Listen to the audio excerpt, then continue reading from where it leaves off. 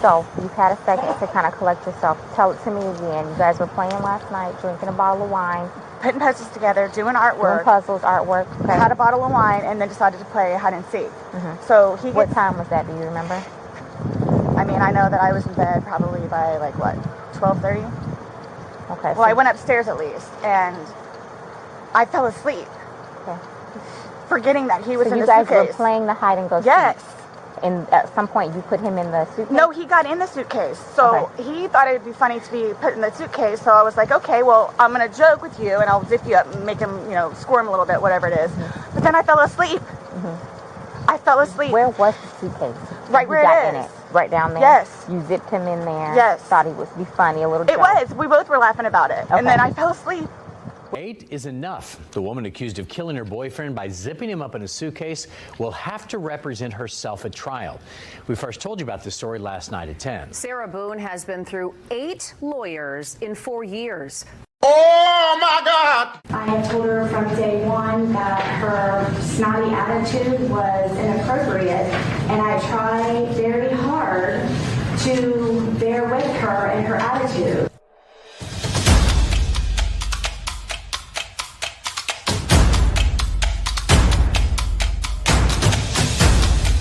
You are listening to the Roberta Glass True Crime Report, putting the true back in true crime.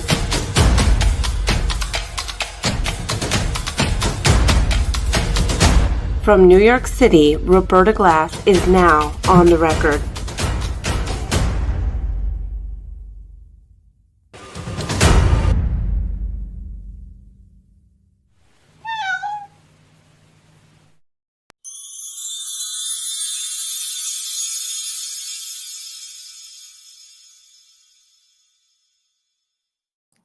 All right, here we go. How is everybody?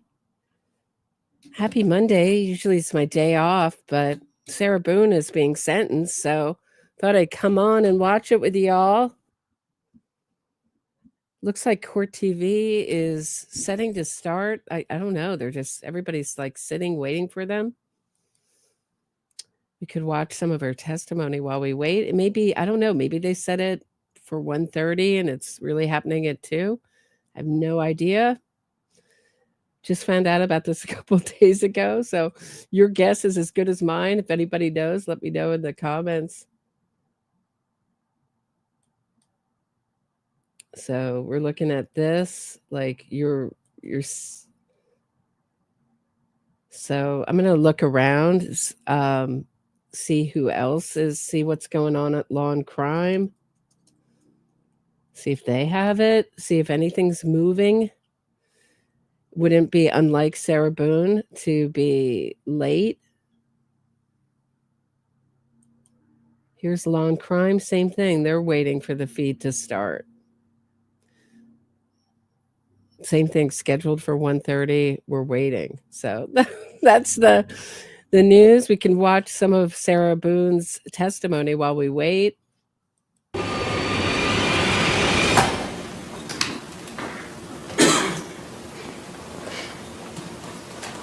To this incident.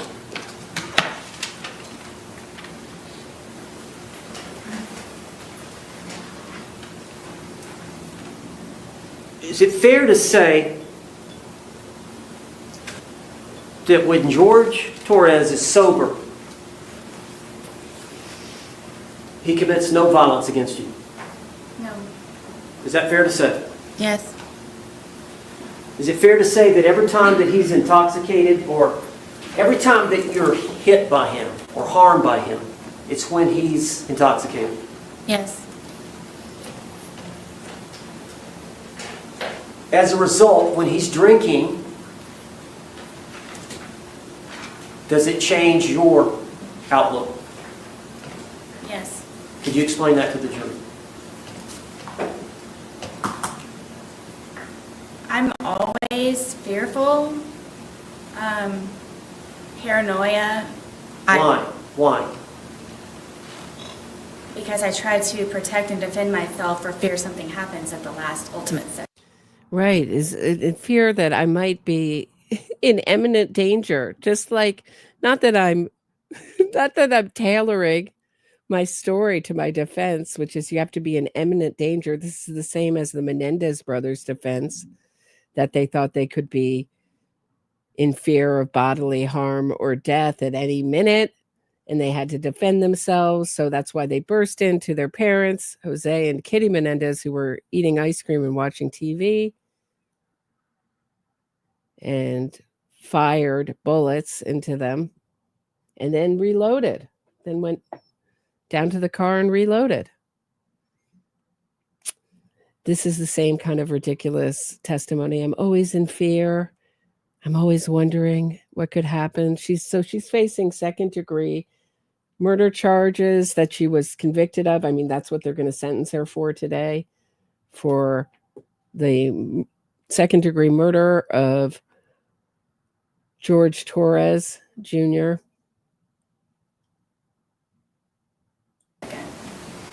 But you're always that way, fearful. Is it because of these prior incidences? Absolutely. Do you try to placate him? All the time. What do you mean? With the puzzles and the painting and feeding the ducks across the way at the pond, listening to music, trying to go for a walk on the trail, anything that I possibly can. I told you I was running out of things to entertain him with. Why do you think George, what bothers him? So this was interesting. On cross, the prosecutor said to her, "You sound like you were trying to entertain a toddler. Puzzles, putting together puzzles." And everything they did that day, it was decided by Sarah. So, the relationship was really, I believe, coerced. She was the coercive controller in the relationship. And this was the end product of a lot of relationship violence gone his way. It looked like she punished him, would invite him over and then punish him by calling the cops and getting him arrested. I mean, it was so messed up. You just want to go back in time and say, get away from her, leave, get away. And I know that she was isolating him from his children and from his family. It's all the things that abusive people like this do. Sustained. Does he tell you? Sustained.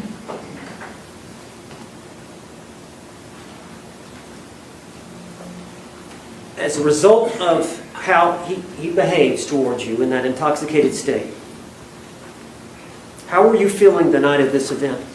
Objection. Asked and answered. Overruled.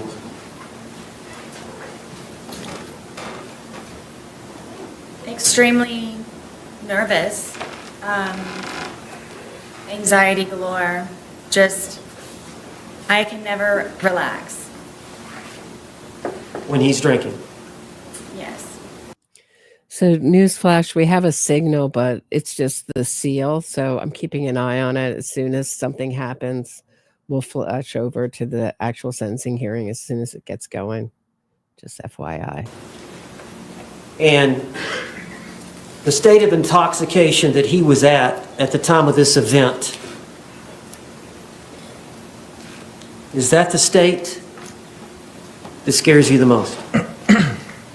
It's the tone, yes.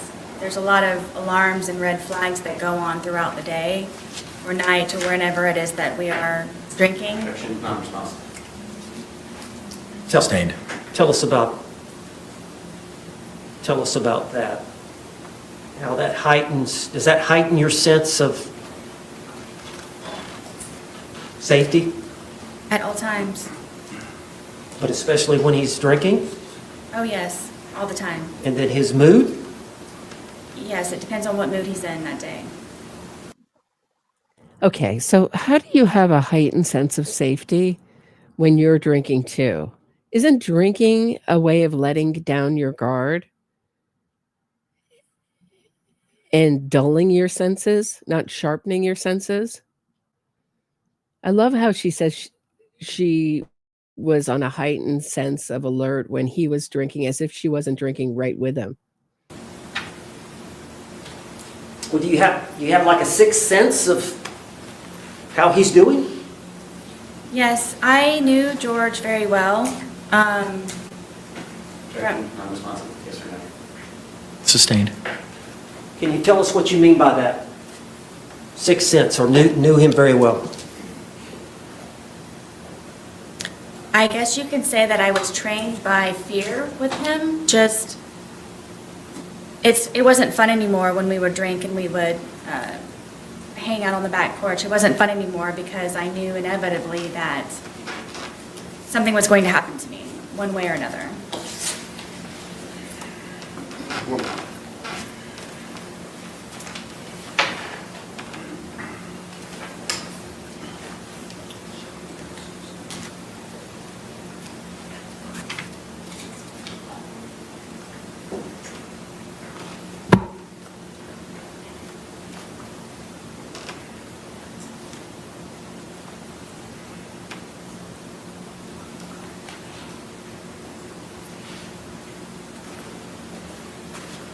Miss Boone, you know, those. So if you're just tuning in, we're waiting for Sarah Boone's sentencing to begin for the second-degree murder of Jorge Torres, or George Torres. And looks like we're waiting. The minimum is 22 and a half years. She was offered a 16-year deal and turned it down. I felt very stupidly. She could do life, 30 years to life for this.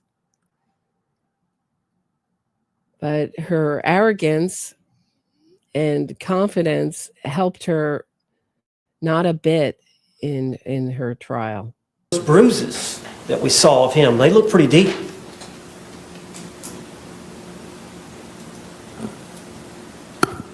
Tell the jury what you were thinking. From the bat, you're... Yes. I didn't want to die that night. I can't describe it to you. It's terrifying love to a certain degree, where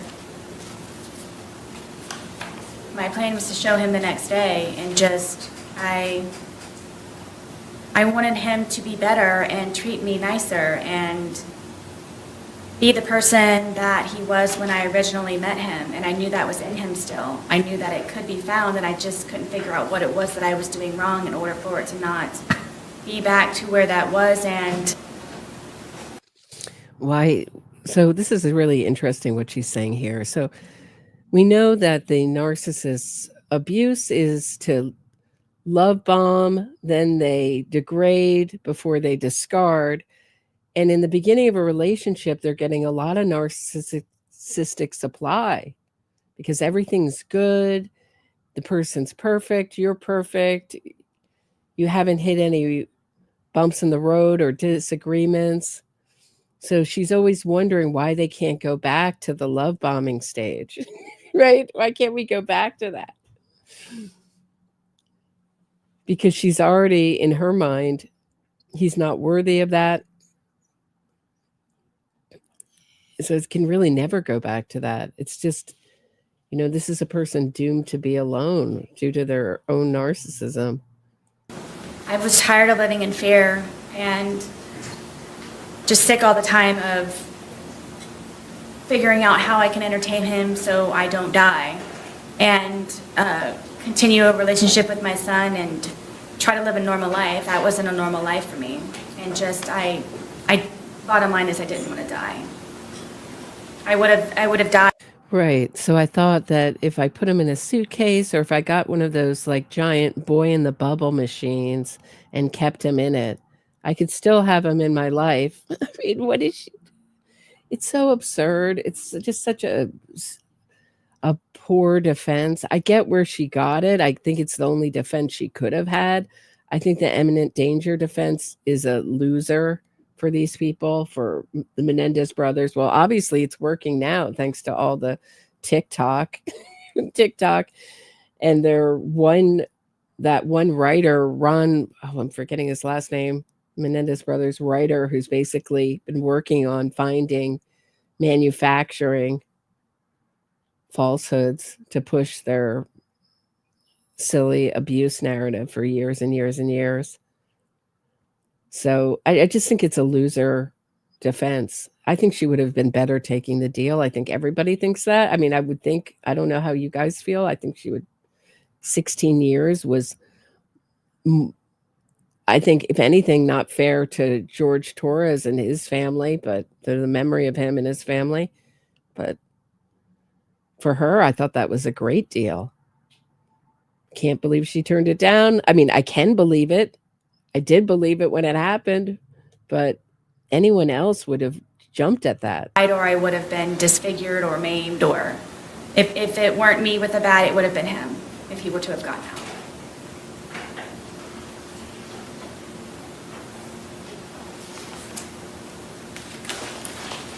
That's all. Any cross-examination?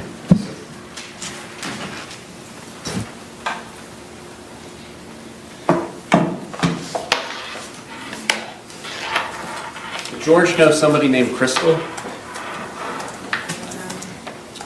Did you ever mention Crystal in your text messages about being one of his bitches?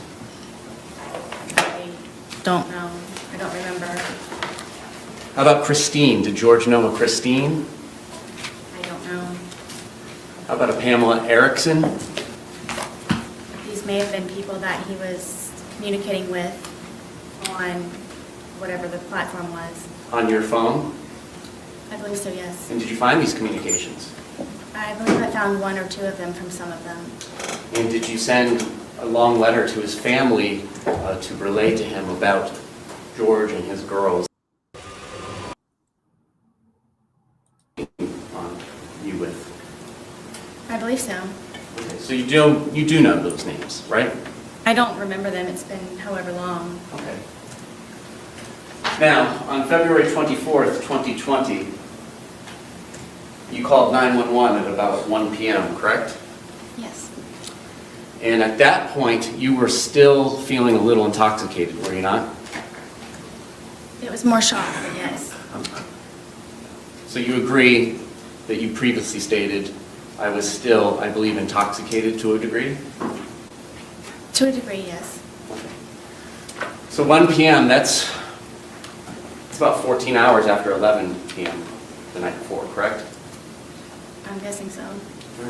Well, 12 hours prior would be 1 a.m., and then 12 a.m. is 13 hours, 11 p.m. is 14 hours, correct? Okay. And you were present here for the medical examiner, Dr. Zadovich, to testify, correct? Yes. And you heard her talk about all the effects of ethanol that it has on the human body, correct? Yes. And she also mentioned something that it, on average, dissipates at about 0.015 an hour. Do you recall that? I believe so. Okay. So,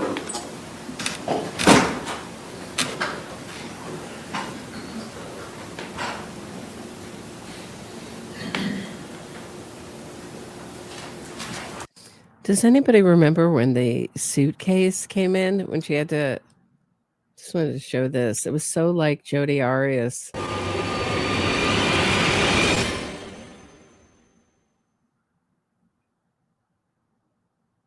So I called it a demonstration. So when Jodi Arias had to show the linebacker pose that Travis did before he attacked her, Sarah Boone had to show how George tried to get out of the suitcase and how she had to fend him back. And it was just ridiculous. I don't believe any of that part of it, that his arm ever reached out of the suitcase. And I believe she beat him before she put him in the suitcase, is what I believe. Wait, hold on.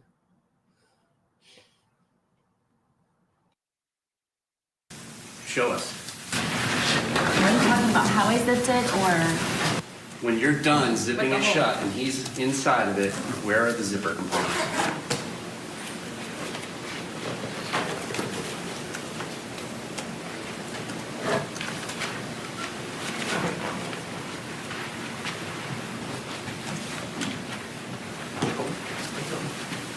Just tell me what it's at. I mean, it was the corner. I mean, the corner was right cut here? open. I mean, it's not.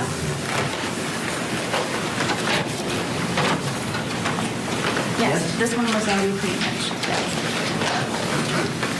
From what I can remember. That's how he was coming with his hand out. It was like this from the corner part.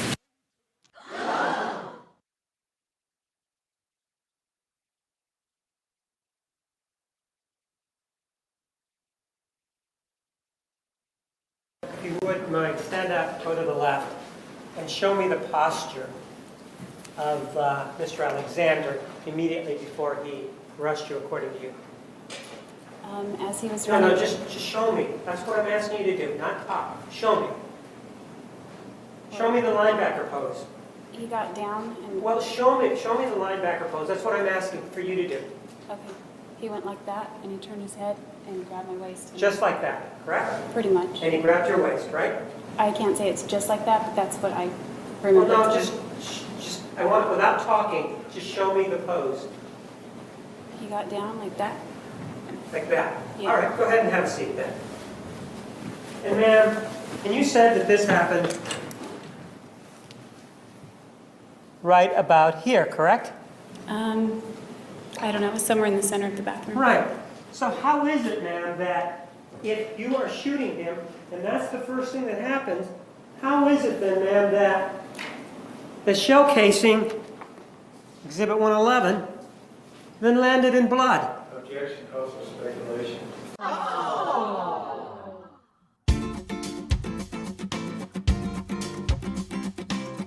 Yeah, but it's not just the flat affects. They both are very self-conscious as they're, I mean, it almost looks like Sarah Boone is modeling her suit. Do you know what I mean? Like she's very aware and the same self-aware. This is what I get watching it again that Jodi Arias has, very aware of the court looking at them, and they're very just disinterested in kind of weakly committing to their story, and they would rather talk it out than act it out, because of course they have more confidence in their ability to convince people verbally than actually showing it. You can get in, it reminds me a little bit of, what was her name, the Tiger parentage. She had to act out the cell phone. She had her boyfriend shoot her parents and her father lived in Canada, that case. When she has to act out how she got the cell phone out of her back pocket to call 911 as she was tied up. Does anybody remember her name? I can see her face in my scary psychopath. But when you're acting it out, you can get caught, caught in all sorts of, oh, here we are. The looks like we're having a little action in the courtroom.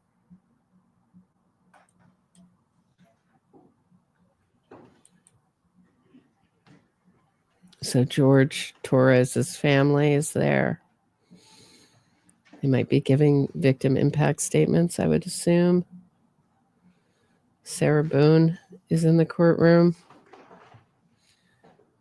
No sound yet. She's handcuffed.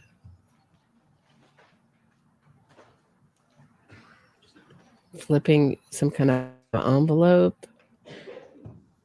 They're handcuffed hands. Pink handcuffs. It's new.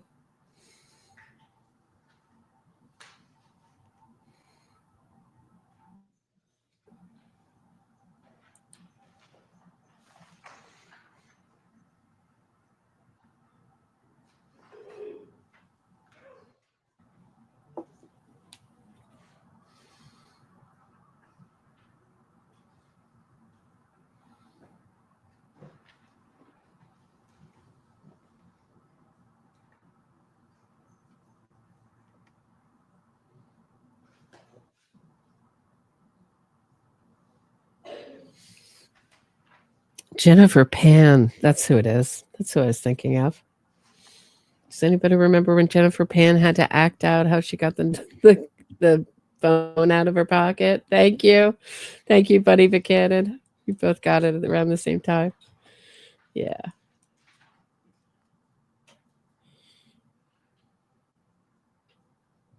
Maybe she's free. Karen Reed, Buddy, Barb.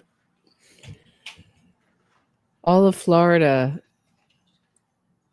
corrections, at least that section has gone free Karen Reed with their handcuffs.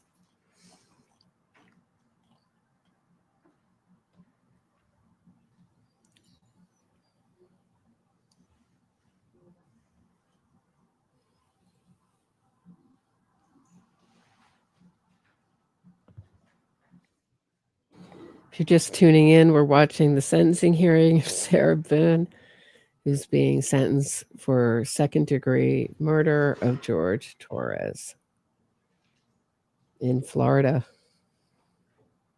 She was offered a 16-year deal. She turned it down. She could face life in prison, I believe a minimum of 22 and a half years.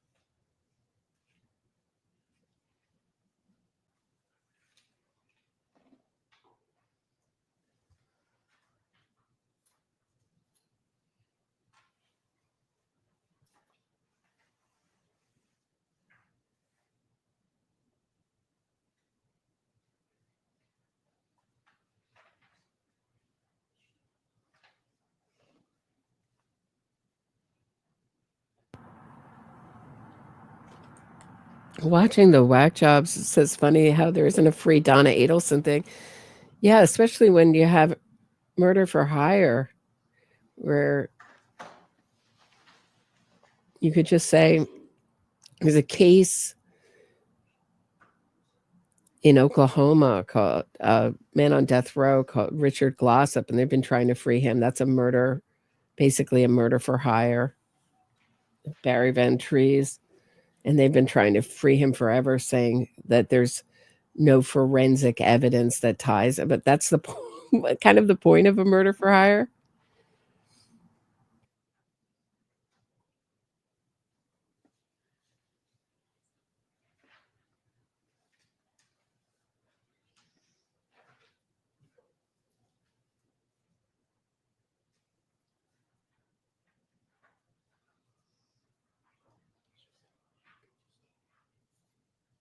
I thought her lawyer did an admirable job, though.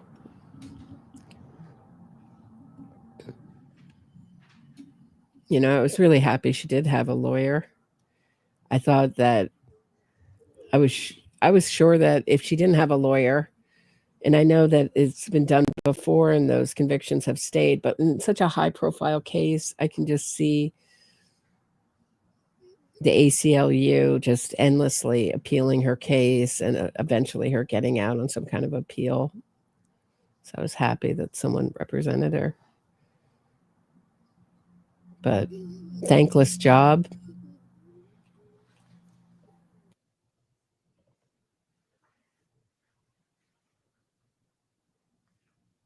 You thought she was a kook? I thought he did an okay job. I mean, I would think she picked the defense. I mean, where do you go with that defense? Where would you go? I mean, imminent danger is kind of, I mean, I would have just said take the deal, but I'm sure he did say take the deal, and I'm sure she said no. I mean, you have a client who's just self-destructing at every turn.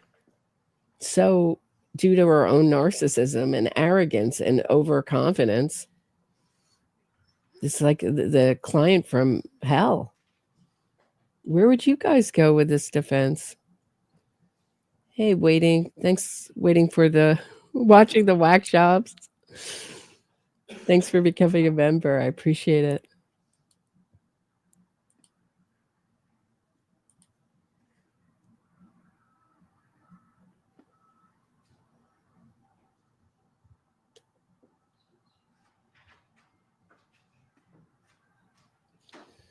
I mean, I just don't know where you could go with her, with that defense. I just don't know.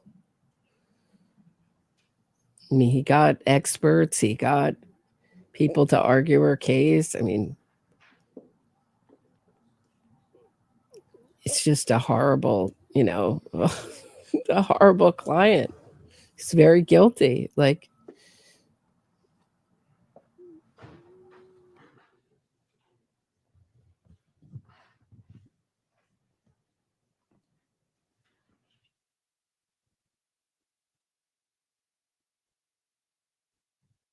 yeah, the Reed case is something. Really something. She's really, I just can't believe Vanity Fair and signing posters of herself. I haven't even gotten into that.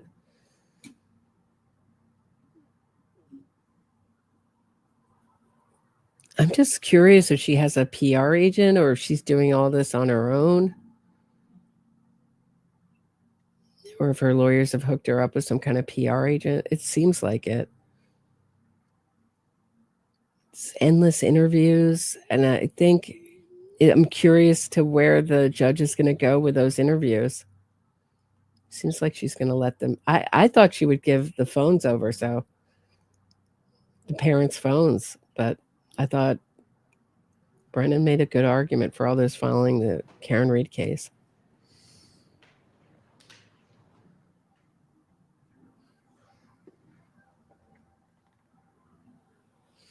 Sarah Boone talking to someone in the gallery. Anybody read lips?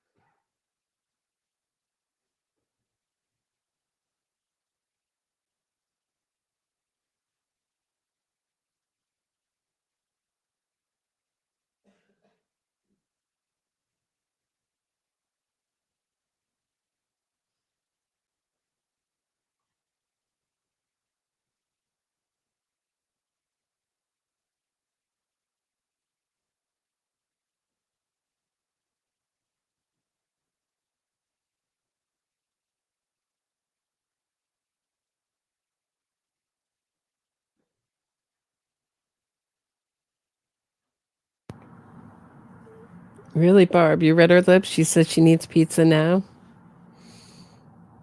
She says she's going to ace the sentencing. She'll be out this afternoon. I don't know.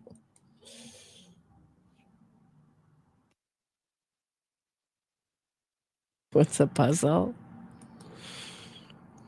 Do you know those adults that are into totally childish things?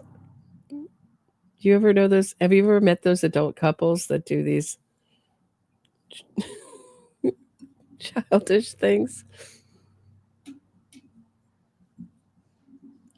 I mean, I wouldn't put puzzles quite on it, but feeding ducks, I mean, isn't that something you take like a toddler to do?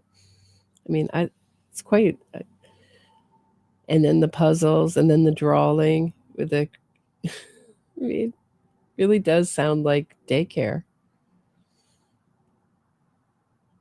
Oh, can we get this thing going? The prosecution is ready, feeling like I'm feeling.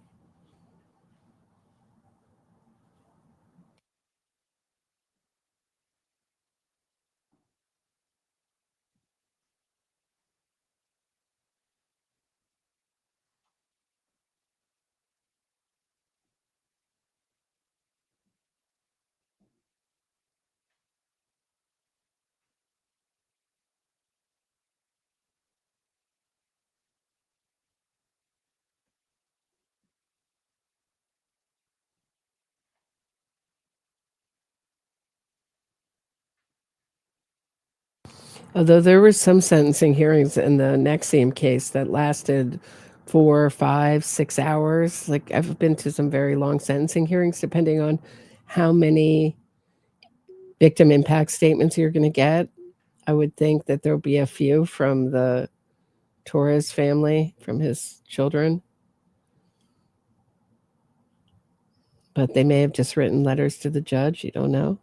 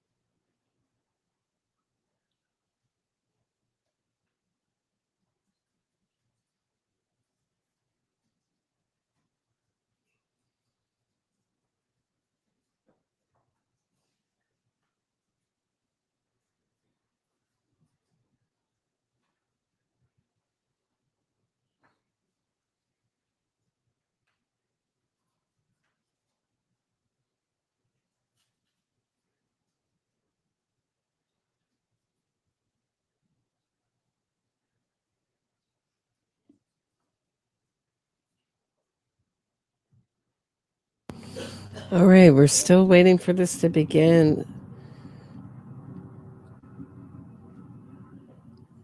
There was actually a challenge. So the reason we get victim impact statements in sentencing hearings was due to Purvis versus Tennessee. And that's the Purvis Payne case, which was actually an Innocence Project case. I think the guiltiest person that ever lived. But they challenged the fact that victim impact statements were allowed, and it was upheld by our Supreme Court. Are the detectives Chelsea and Scott behind the pros? I don't know. Does anyone know?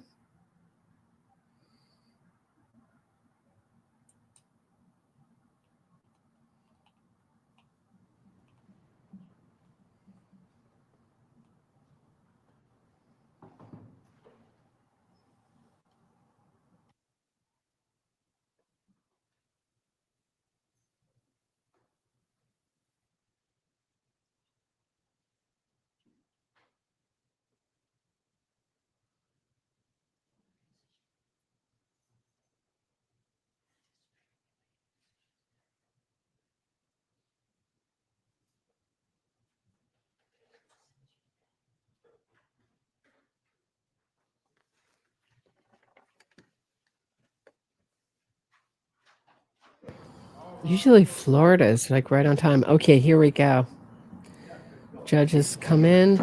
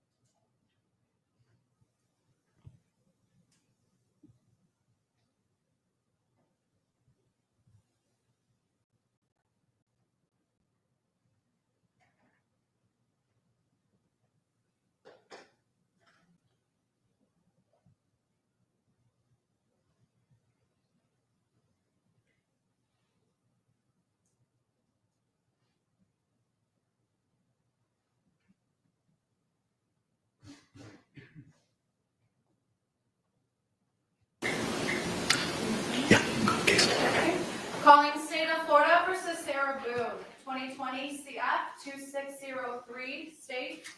Chief Cacciatore on behalf of the state. William J. for the state. Defense. James Owens for Sarah Boone. Ms. Boone is seated at counsel's table. Ma'am, if you could please raise your right hand, Madam Clerk's going to go ahead and swear you in. Do you solemnly swear or affirm the testimony you're about to give will be the truth, the whole truth, and nothing but the truth? I do. Ma'am, can you state your full name and date of birth for the record for us? Sarah Boone, 10-10-77. We are here for a sentencing. The jury returned a verdict on October 25, finding you, Ms. Boone, guilty of murder in the second degree. We are running a little bit late this afternoon. I apologize for that. I was in court all morning and took the opportunity to review all of your submittals from earlier this morning, Mr. Owens, including the victim or the character statements, the psychological evaluation by Dr. Harper, the motion for downward departure, the motion for new trial, and the state's response to same. Before we proceed with any sentencing in this matter, the court needs to address the defendant's motion for new trial and the state's response to the defendant's motion for new trial. Anything in addition you'd like to argue at this time, Mr. Owens, over and above what is contained in your motion, sir? No, sir. State. No, sir. All right. After reviewing the motion and the state's response to same, the defendant's motion for a new trial is denied. Based on the court's review of the record, the court's participation in the trial, and the review of all the evidence of the court's prior findings and rulings at trial and prior thereto. With that, I believe that we're prepared to proceed with sentencing at this time. The court has reviewed the pre-sentencing investigation prepared by the Department of Corrections. Are there any housekeeping matters that we need to address, Mr. J or Mr. Cacciatore, before we proceed? Not from the state. Are there any housekeeping matters from your side of the ledger, sir, that we need to address, Mr. Owens? Judge, I do have 4 lay witnesses that are going to testify. We've got Dr. Harper here to testify. Of course, my client's going to testify. But one of the 4 lay witnesses wants to appear by Zoom. She lives up in Minnesota. I don't know if that's allowed. We don't have an objection to that. One of our witnesses will be providing an impact statement, would also like to appear on the court's virtual link as well. Okay. So stipulated. If you need it, just let Anita know, and I could have her email it to you right now, the link. We do have the link. She's waiting to get on, I guess. Who might it be, sir? Several people. It should be Lana Albert. She is here, sir. She's in the, she's viewing, her camera's off and she's, microphone is muted, but she's in the lobby. Okay. All right, with that, State, you may proceed. Your Honor, at this time, we would like to take an impact statement from, I believe, Anna Torres, which you will be appearing virtually.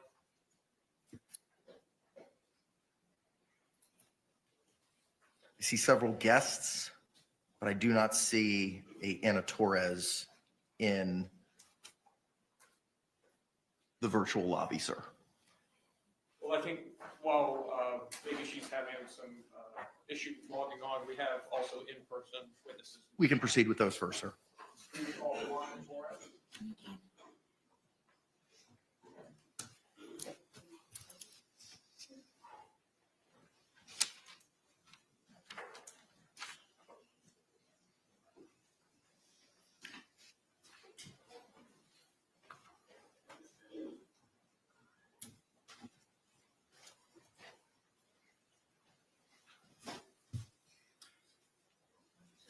Please.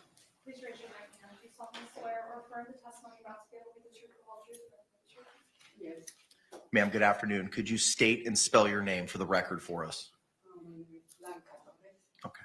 Ma'am, you can go ahead.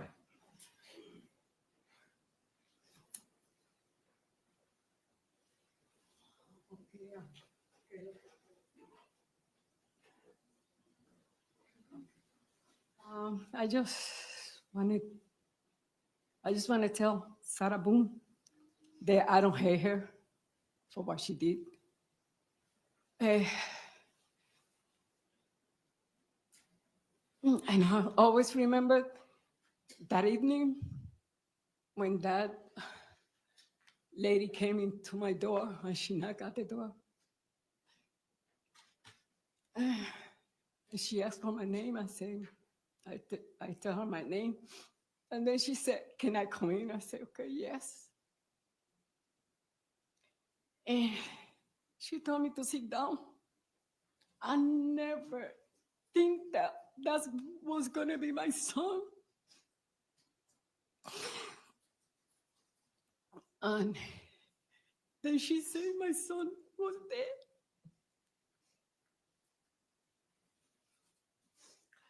Since that day, I can't sleep. It's hard for me to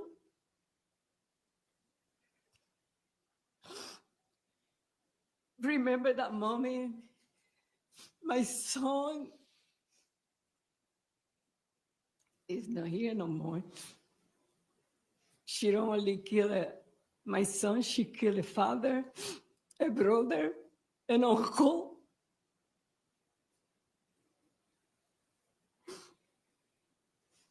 It's been hard.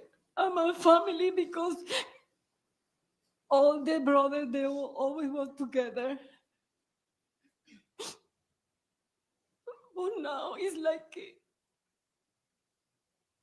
something real. Love is missing. Sometimes when I look out the window, I'm waiting for him to come and say, Mom, I love you. She was always there. She come and call me. I miss that mommy. The last time that I talked to him was at 12 o'clock in January, New Year. He came to my bed and said, Mom. He woke me up and I said, Mom, I love you. Happy New Year. Since that day, I don't see him no more. He was my son. I love him. And I miss him a lot. My family miss him a lot too. But I don't hear her. But you know what? I was blessed. She ain't gonna be blessed like me because I have my son. I raise him. I have his children, my granddaughter, my grandson, and she don't gonna be able to have that. And I did. I raised him. He wasn't perfect, but he was a good son.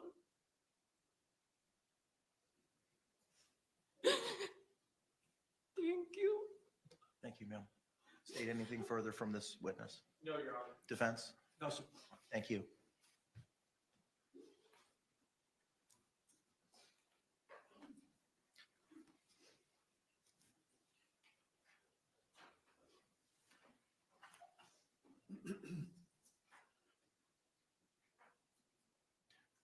You may call your next victim impact statement. Victoria Torres.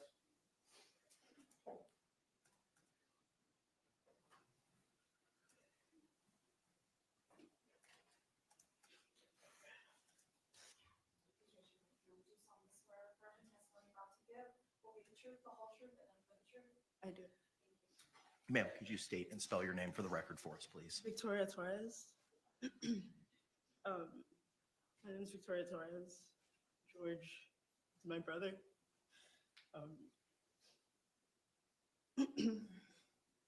Unfortunately, my family has experienced two horrifying tragedies.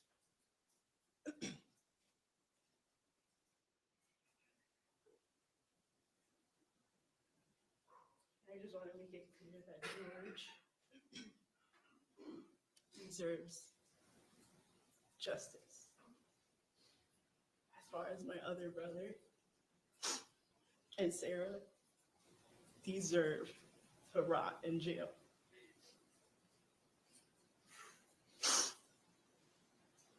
Sarah has caused a lifetime of pain, a lifetime of horrible images,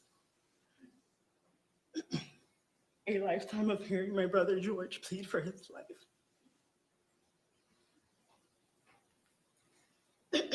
This is just this moment for all of you. For me and my family, it's forever.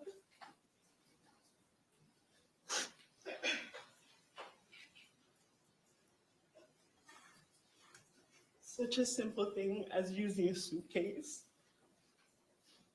is so triggering. I try not to close it all the way. I leave at least like 2 or 3 inches for the zipper. And it might sound crazy, but it just helps me.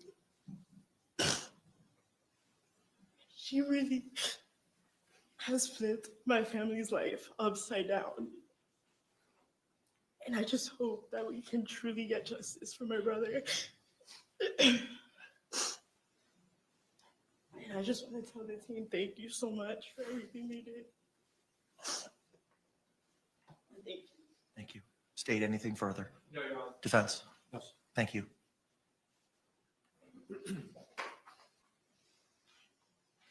Your Honor, could we see if Ms. Anna Torres has been able to make it online? Do not see an Anna Torres in the lobby, sir. I have lots of guests, HHSA, Mr. Beck, Lana Albert, Jason Gunn. Your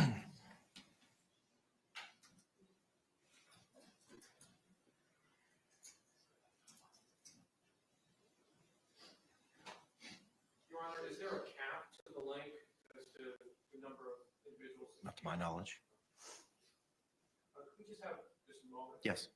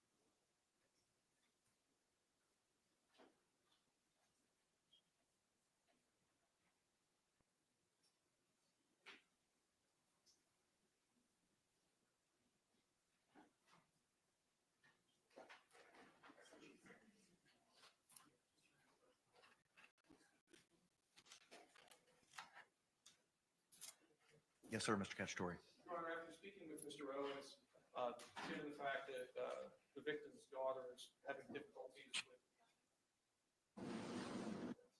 with... Is that her, Anna Victoria Torres? Yes, sir. Is that it? Is that who it is? All right, ma'am, good afternoon. Can you hear us? Good afternoon. I can hear you. Okay, could you please state and spell your name for the record? My name is Anna Victoria Torres, ANAVICTORIA TORRES. Thank you, ma'am. I understand that you'd like to provide a statement to the court at this time. You may proceed. Okay. Okay. So I'll be speaking for myself and my two siblings. The murder of our father has impacted us on so many levels and in different ways. I myself, for the first year, would wake up screaming every morning or night, wishing I was having a nightmare, only to wake up to remember all over again that my father is gone and I'll never be able to hear him say he loves me ever again. To know my siblings have been affected in such a way that they are now different. They have had a piece of their heart ripped away from them, all while her son gets to hear his mother's voice and see her alive is pathetic. Because of you, Sarah, my sister is heartbroken. Because of you, Sarah, my brother is left wondering when he will ever see his father again. The loss of my father has left me with chronic depression and anxiety. Seeing any moments of fatherly love or kindness being shown between others in real life or even on TV leaves me in complete shambles. Seeking therapy was a must in order to navigate through my workday without a random breakdown. Thoughts of my father's demise still enter my mind ever so often. I'm left either angry, sad, or sick to my stomach to think of how his final moments were. Jorge Torres, my incredible father. Not only was he my father, but my best friend. My personal comic provided me with wisdom and knowledge, creative and loving dad, an older brother, an uncle, a cousin, a friend, a son, and above all, our father. He was human and deserved to be treated as such. My father, Jorge Torres, was one of a kind, an absolute gem. Unfortunately, his light was dimmed on earth by evilness, but with us, we will forever make his name live on.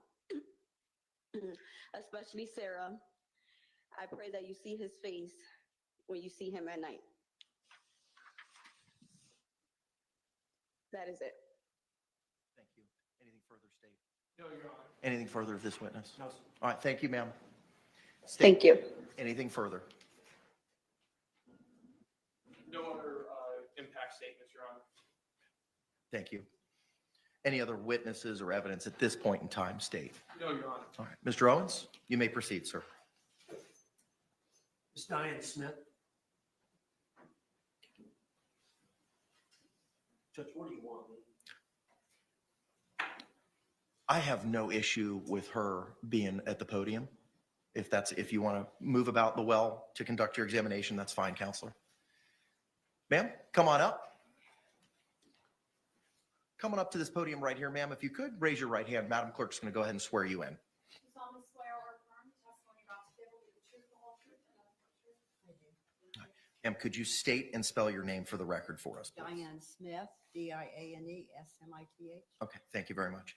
Counselor, you may inquire. And Ms. Smith, tell the court a little bit about you.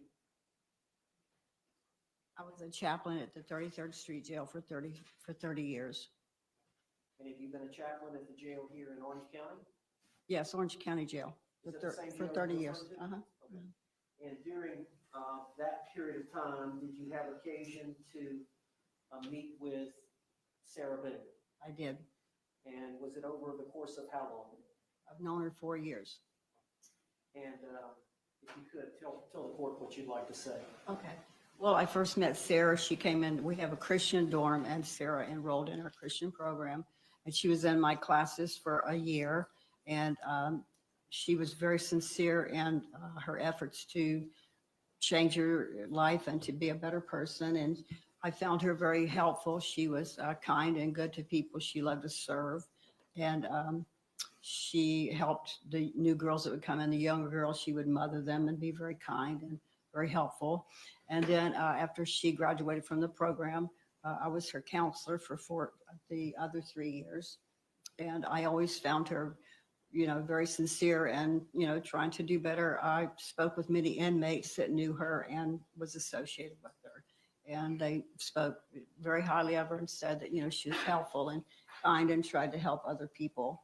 And I just found her to be, very sincere and trying to be a very good person and change and help people. Was the Bible involved at all? Oh, yes, it was all spiritual.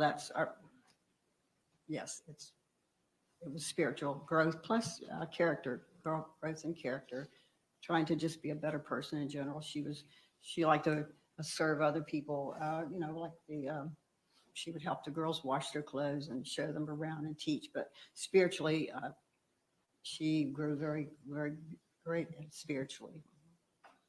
Thank you. Hang on, ma'am, just 1 second. Ma'am? Hang on just 1 second, Ms. Smith. State, any questions? No, Your Honor. All right. Thank you, ma'am. I appreciate you. I'd like to call Christina Pena.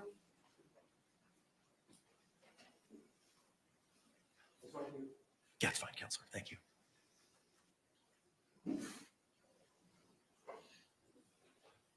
Ma'am, come on up if you can. Raise your right hand. Madam Clerk's going to go ahead and swear you in. solemnly swear or affirm the testimony you're about to give will be the truth, the whole truth, and nothing but the truth. Ma'am, if you could state and spell your name for the record for us. Christina Pena, Christina Pena. All right, you may inquire, sir. Pena, how old are you? 31, And where do you live? Orlando. Now, it's my understanding, Ms. Pena, that you were in the county jail with Sarah Boone.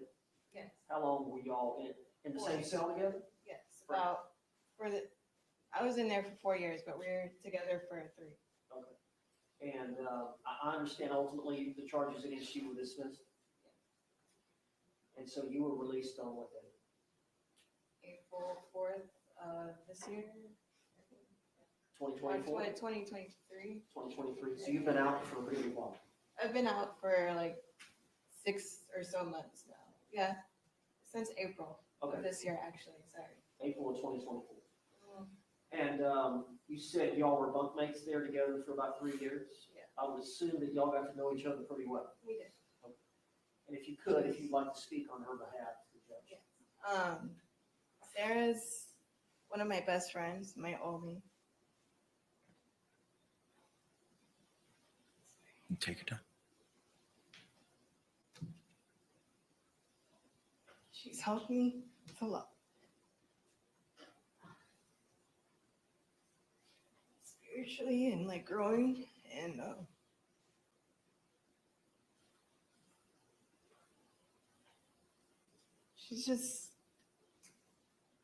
she helps everybody. She's always, I don't know, spirit. She helped me a lot and she would come to me, she'd talk to me all the time and pick me up when I was down or if I didn't know something. She just good. I don't know. She was a good person to me. She just, mistakes happen.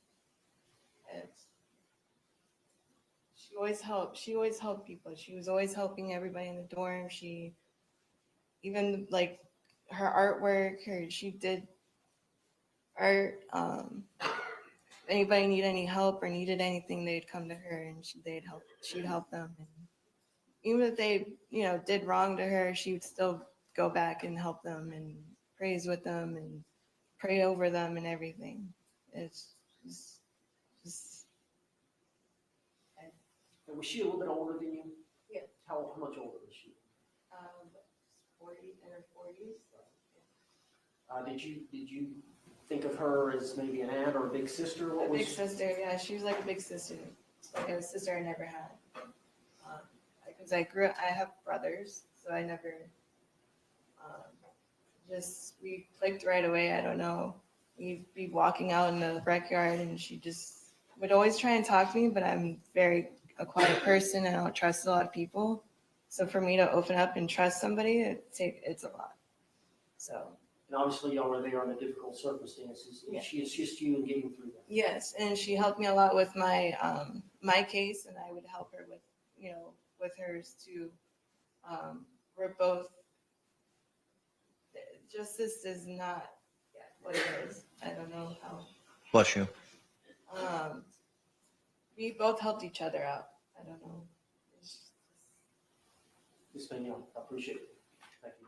Any questions, State? No, Your Honor. All right, thank you, ma'am. I appreciate you. Ms. Hill? Judge. Yes, sir. After Ms. Hill, I'm going to take Ms. Albert. Yes, sir. Raise your right hand. Do you solemnly swear or affirm the testimony about to give will be the truth, the whole truth, and nothing but the truth? I do. Ma'am, good afternoon. Could you state and spell your name for the record for us? My name is Mariela Hill, Mariela, last name Hill, Hill. Thank you. You may proceed, sir. Ms. Hill, briefly tell us a little bit about yourself. I met Sarah in jail. I spent 3 months in jail and went through a lot of unfortunate circumstances myself. All right, now this was in the Orange County Jail here in Orlando? Orange County Jail. And when would that have been? Do you recall the dates? Yes, it was April, from April to June of this year. Of this year, 2024. 2024. Correct. Okay. Yes. And did you develop a relationship with Sarah Boone over the course of that 3 months? Yes, yes. We met when I was moved to the B dorm, and I needed help with a form that I needed to complete, and one of the COs pointed to Sarah to help me out. And since that moment, we became really good friends, and she was so helpful, so kind, so respectful, and loving, not just to me, but to everyone. And I have nothing but good things to say about her, her character, her loving heart, and how deep her faith is. Her faith in God and believing in justice for everyone. That's what I believe. State, any questions? No, Your Honor. All right, thank you, Ms. Hill. I appreciate it. Ms. Albert, good afternoon, ma'am. Can you hear me? This is Judge Kranick, and if you can, I would ask you to turn on your camera and unmute yourself at this time, please.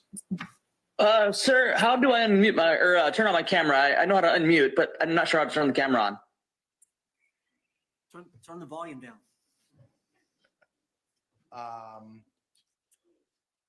So, ma'am, is that better? When you join the link, there should have been an option for like a pull down on the left-hand side of the screen for you to open out or turn on a camera. I don't know what device you're appearing on, if it's a cell phone or a laptop.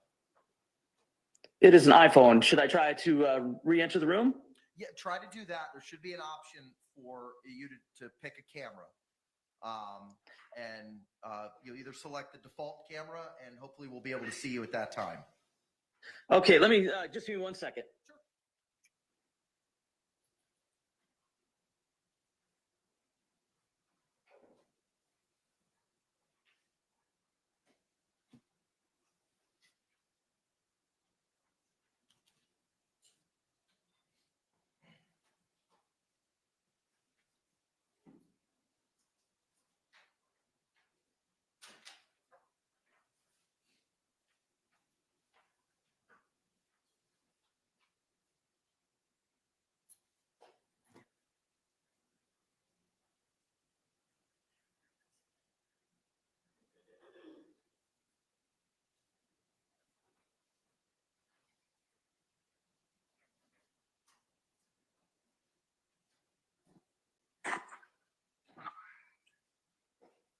Did that work? Can you see me?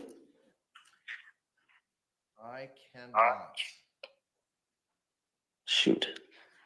Yeah, it's saying default camera. It's saying front camera. I chose it. It didn't show my face or anything like that.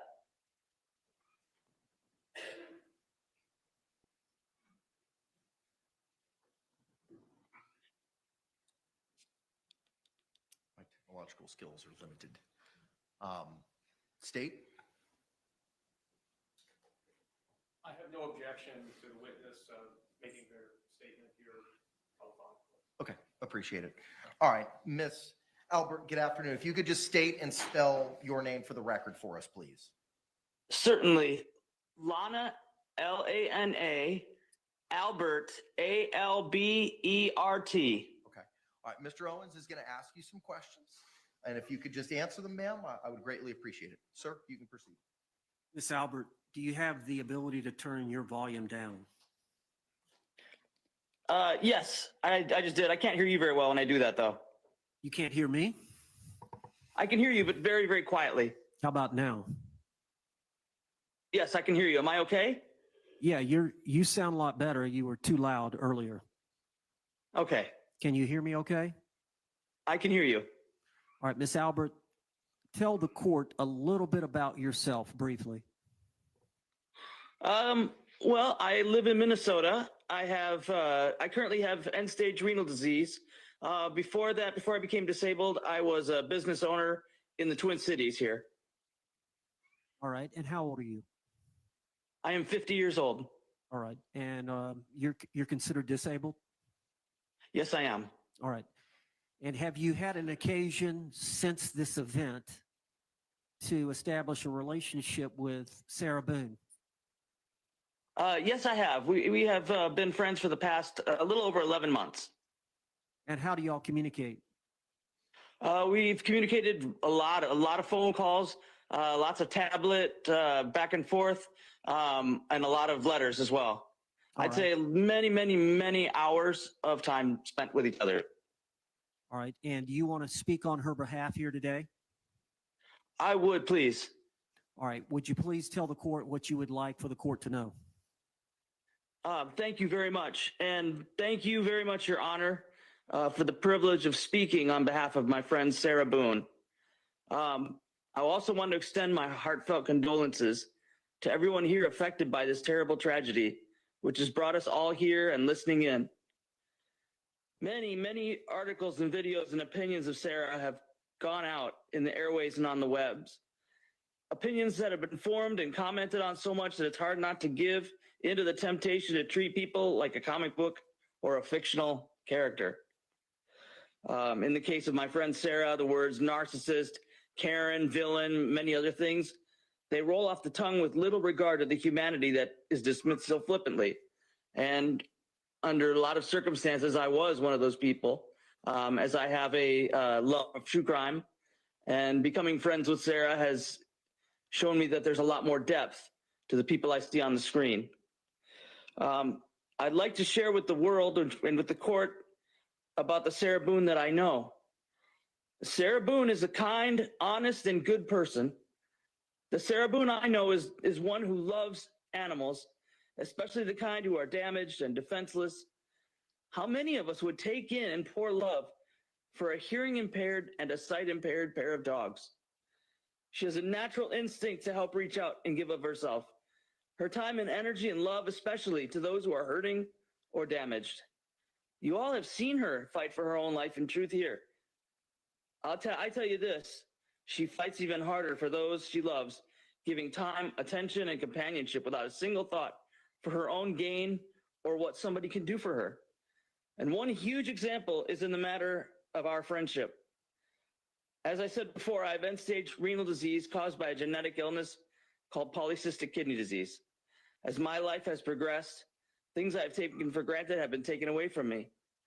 I could not appear in court in person because I can no longer walk, as my dialysis treatments have affected the circulation of my legs and has confined me to a wheelchair. To say that my life has radically changed is an understatement. Through it all, I have many friends and family I love and cherish. Sarah has distinguished herself differently in this way. In the course of getting to know her, I started sharing the progressing state of my health. It was like lightning had struck her.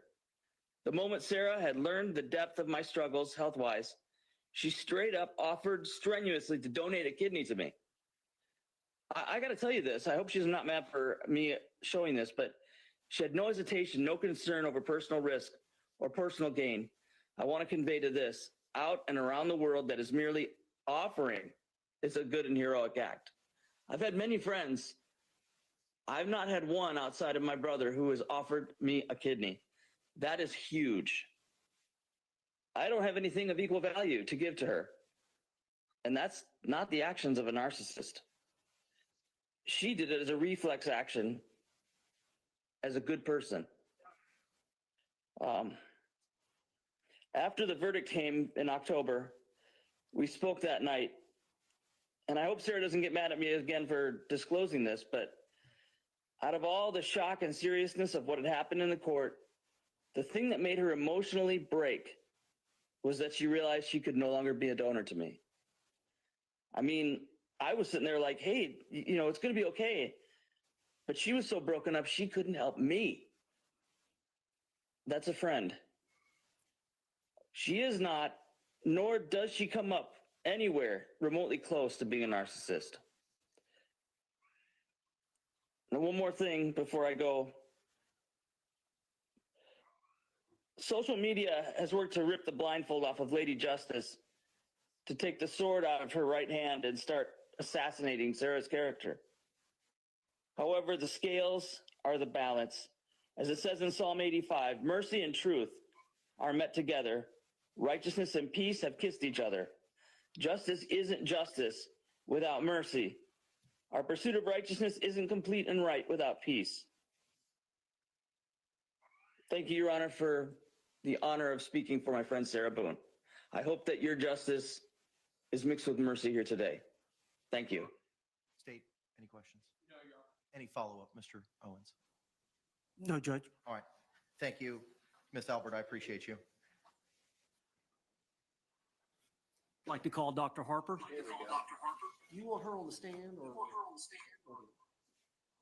I'm okay with her on the stand. On the stand? No, she can be right now. Yes, sir. Be right now. Yes, sir. I want to see Kevin. That's the first time I've seen that. I've never heard a murder group be at a sentencing hearing ever.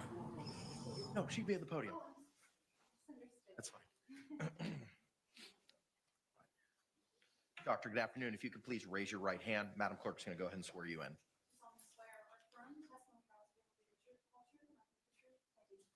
If you could, doctor, state and spell your name for the record for us, please. Dr. Julie Harper, Julieharper. All right, thank you. Counselor, you may inquire. And Dr. Harper, we all know we were here a few weeks back for the trial, and your testimony, the judge knows quite a bit about your testimony.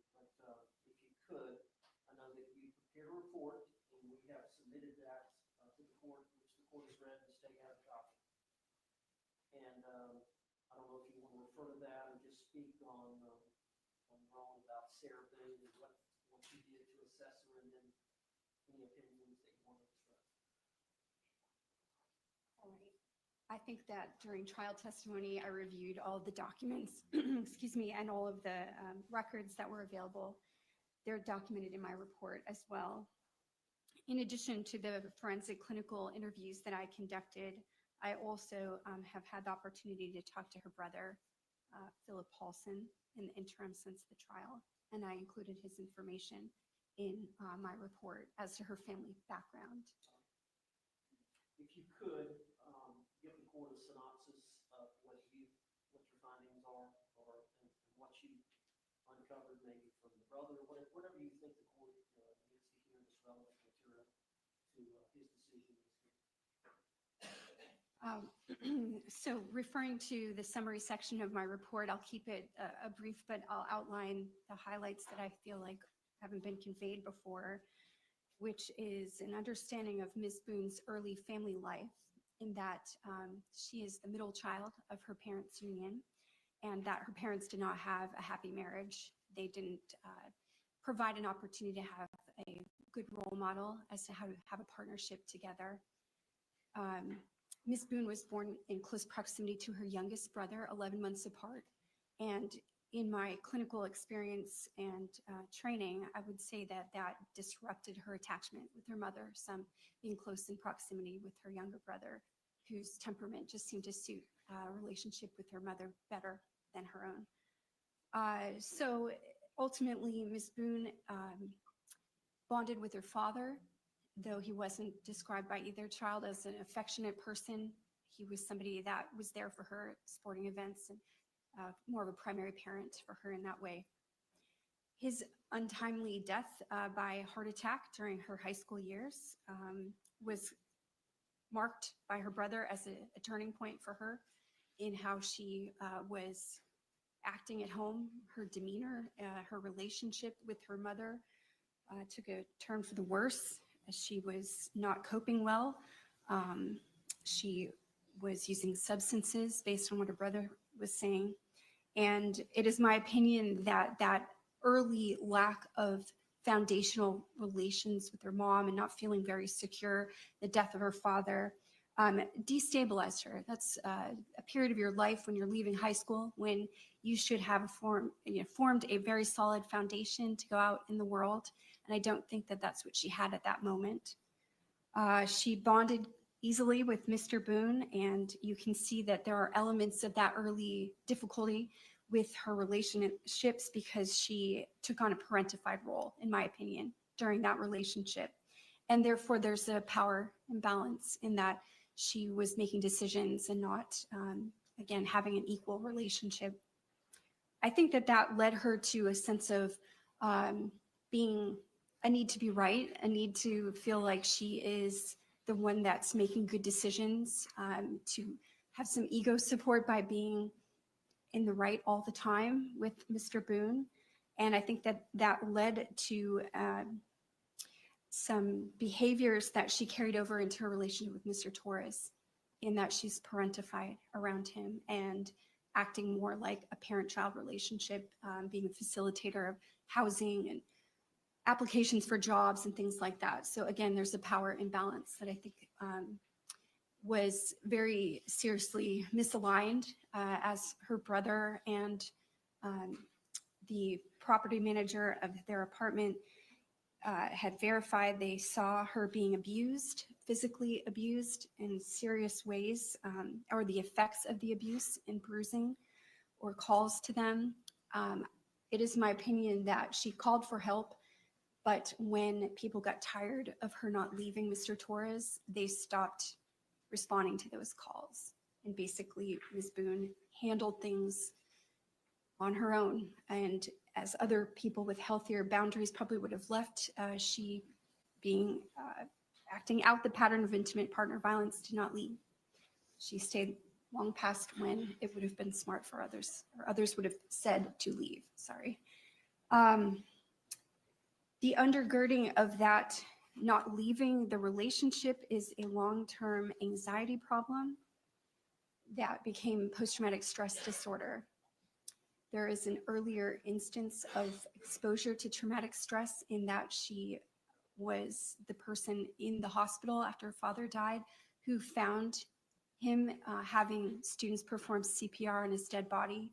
So that was an early exposure to high traumatic stress, witnessing that incident, and based on her brother's description, that was something that changed her.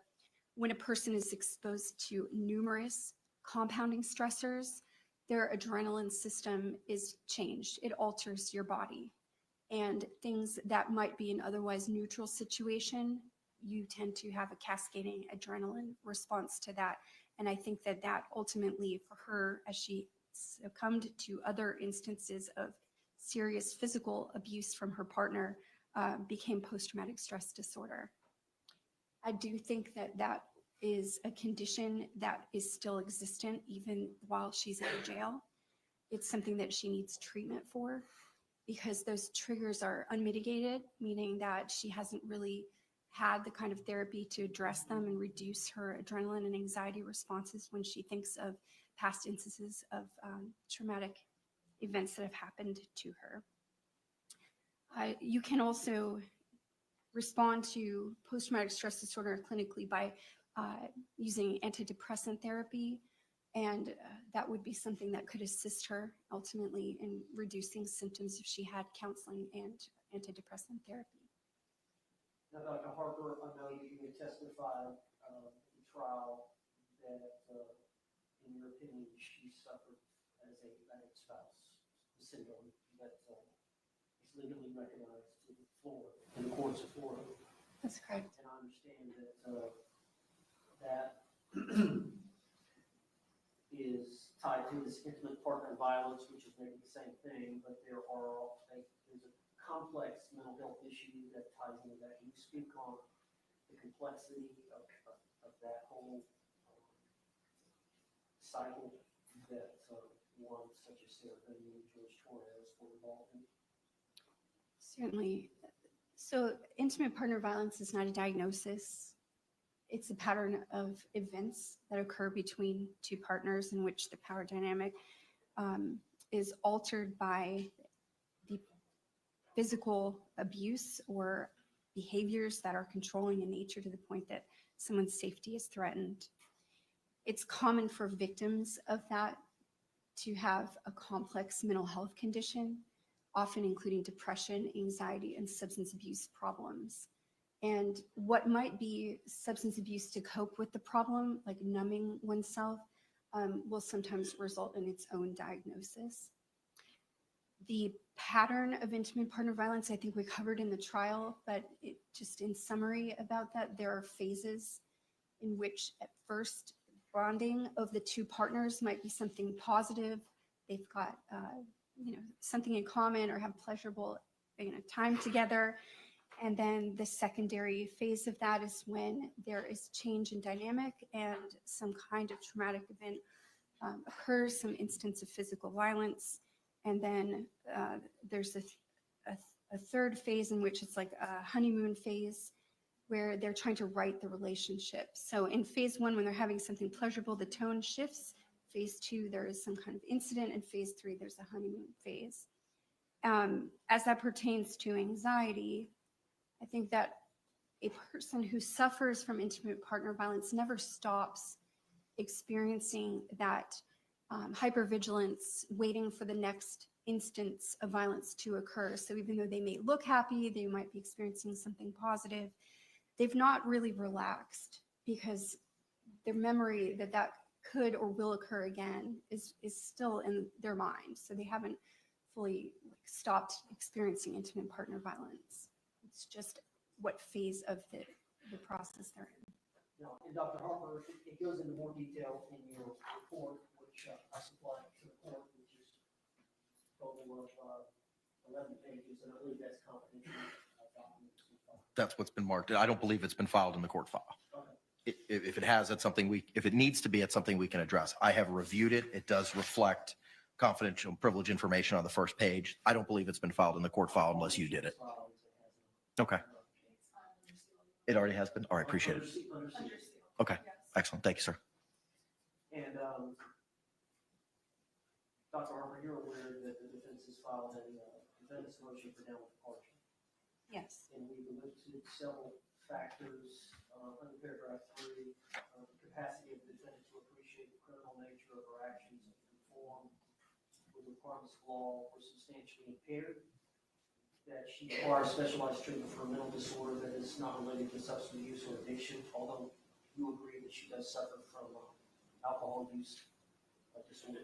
So she has an underlying mental health disorder, post-traumatic stress disorder, and I additionally diagnosed her with alcohol use disorder, which is separate. But you agree she does require specialized treatment for a mental disorder that's not related to the substance abuse or addiction? That's correct. And you agree she's amenable for treatment? Yes. And you agree that she acted under extreme duress? Did we lose sound? Outside case. And you agree that the uniqueness of the circumstances, the facts and circumstances surrounding the case, that the offense was committed in an unsophisticated manner? Yes. It was isolated.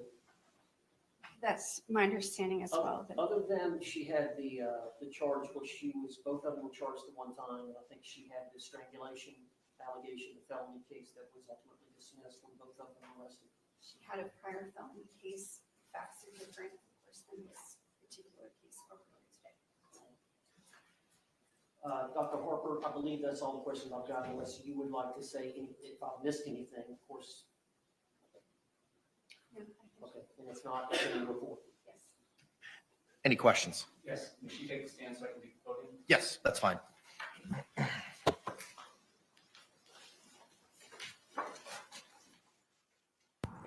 She tried to strangle someone?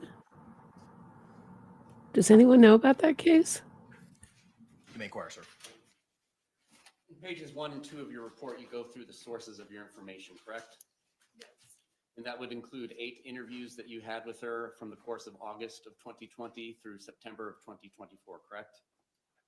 There were 9 interviews, but 8 dates of service are listed. You did the Miller Forensic Assessment of Symptoms Test, or MFAST. That's right. Inventory of Legal Knowledge, ILK. That's right. Clinician Administered PTSD Scale 5 examination. Yes. You consulted with her attorney.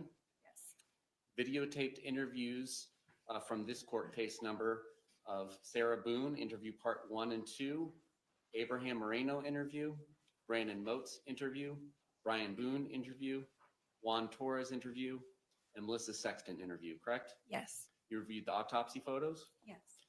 You reviewed some of the digital forensic exhibits, including the Apple iPhone XS and a Samsung SMJ 327 T1 photographs from those two devices. Yes. You reviewed Bates stamped discovery pages 1 through 413. That's correct. The crime scene photos are photos of scene taken on June 19th of 2020. Yes. Aspire Health records. Yes. And who do those pertain to? Aspire Health records are for Sarah Boone. Florida Hospital Medical Group records. Yes. And who do those records pertain to? That is also for Sarah Boone. And Aspire, is that a mental health treatment facility? It has an emergency department record, but that would be the place where she was detained under the Baker Act. And it is routine and common in the practice of forensic psychology or psychiatry to rely on the records of other such practitioners. As a source of information, sure. You reviewed the deposition of Dr. Tanya Warner. I did. You reviewed the trial testimony of Sarah Boone, Brian Boone, Dr. Michael Brannon, Dr. Tanya Werner, correct? Yes. The jury verdict form dated 10/25/24. Yes. Witness list notice of filing amended. Yes. On this case. Records of Jorge Torres or George Torres involving case numbers 2019 MM 5114, a 911 call and PDF, case 2019 MM 7193, case 2019 MM 7193, Torres Public Records, case 2019 MM 7193, Torres Photos, Central Florida Primary Care Records, Advent Health Orlando Medical Records, correct? Yes.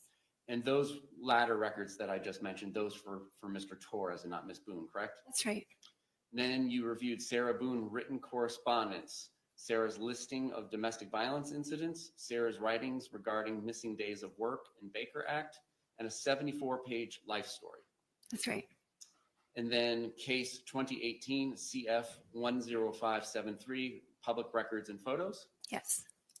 And a telephone interview with Melissa Sexton, the property manager, which you conducted on October 1st, 2024. Yes. And a telephonic interview with Philip Paulson, the defendant's brother, on November 26, 2024. Yes. Where has Ms. Boone been housed and living since February of 2020?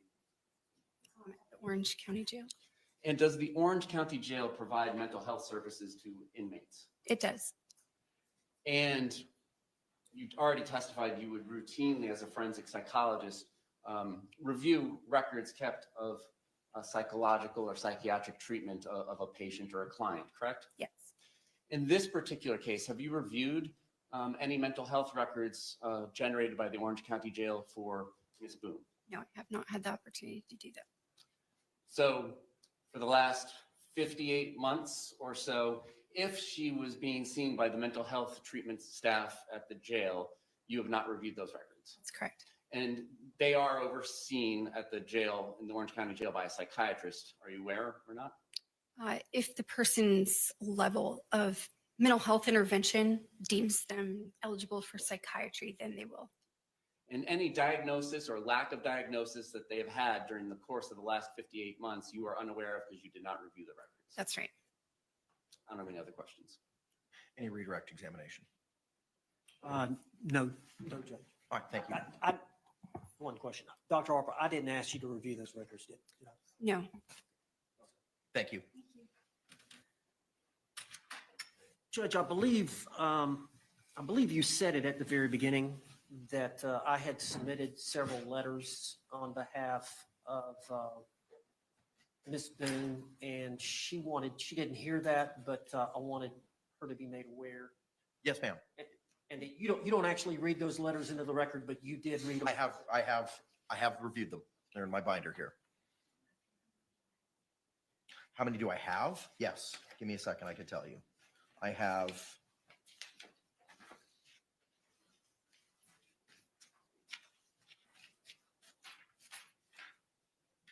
I have 6 handwritten letters. First one is 1 page. Second one is 2 pages. Third one is 1 page.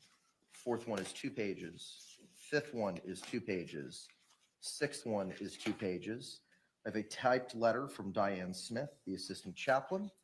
I have another typed letter from a Nicole Ray, a typed letter from a Stephanie L., a typed letter from Philip Paulson, a email from Lana Albert, 2 pages in length, and a 2-page email from a Danielle Parsons. Thank you. Yes, sir. Judge, I would like to call Sarah Boone. You may proceed. If you could take this.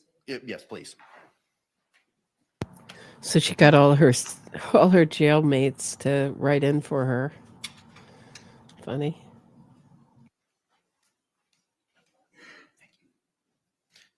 Ms. Boone, you can be seated. You've been previously sworn.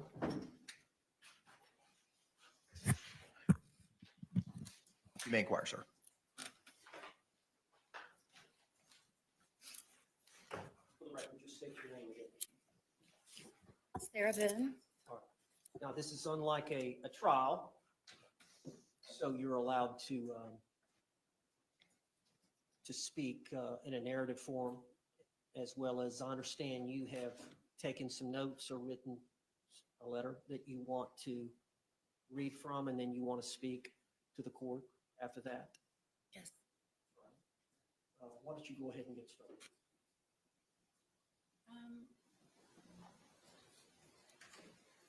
This is actually an edited version of.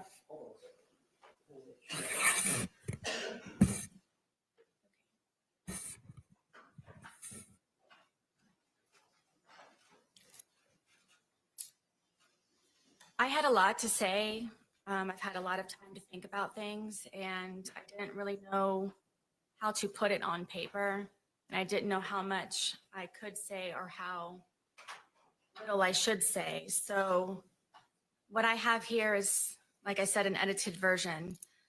But I would like to read the more important parts that I feel that everyone should know that wasn't said in my actual trial.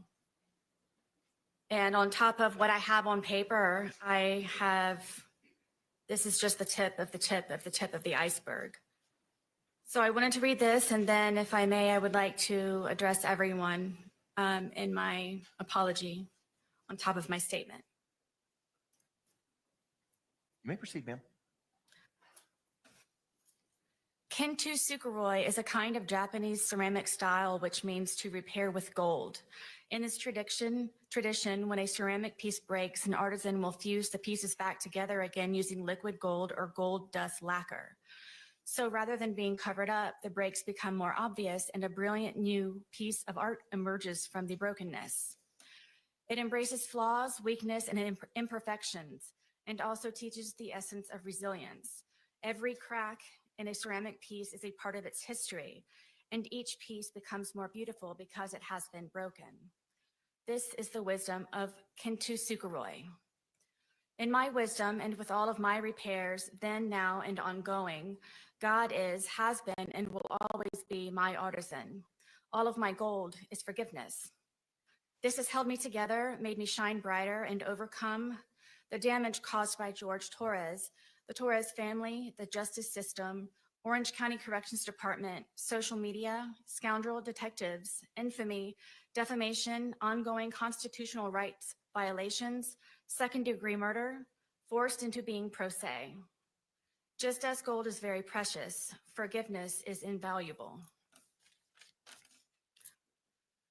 Forgiveness is not an attempt to change or forget who, what, or how you've lived through to be so gold, but an act of grace, humility, and considerable self-compassion to be set free from sorrow. Withholding forgiveness denies your brilliance and adds even greater grief and deeper heartache. Irreparable cracks on top of the already that no one deserves, no matter the pain or disappointment, untruths or injustice.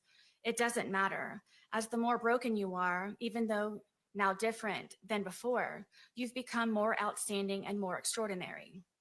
Above all, when you let go of blame, misunderstandings, excuses, give up your anger and cease from resentment, this is forgiven.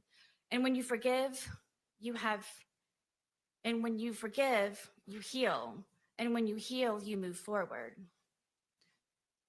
My goal begins with Jorge Torres, and every time he slapped me, kicked, punched, spit on, raped, stabbed, choked, laughed at, pushed, pulled, dragged, whipped, tripped, stole from, lied, terrorized, threatened, humiliated, forced, degraded, made me cry.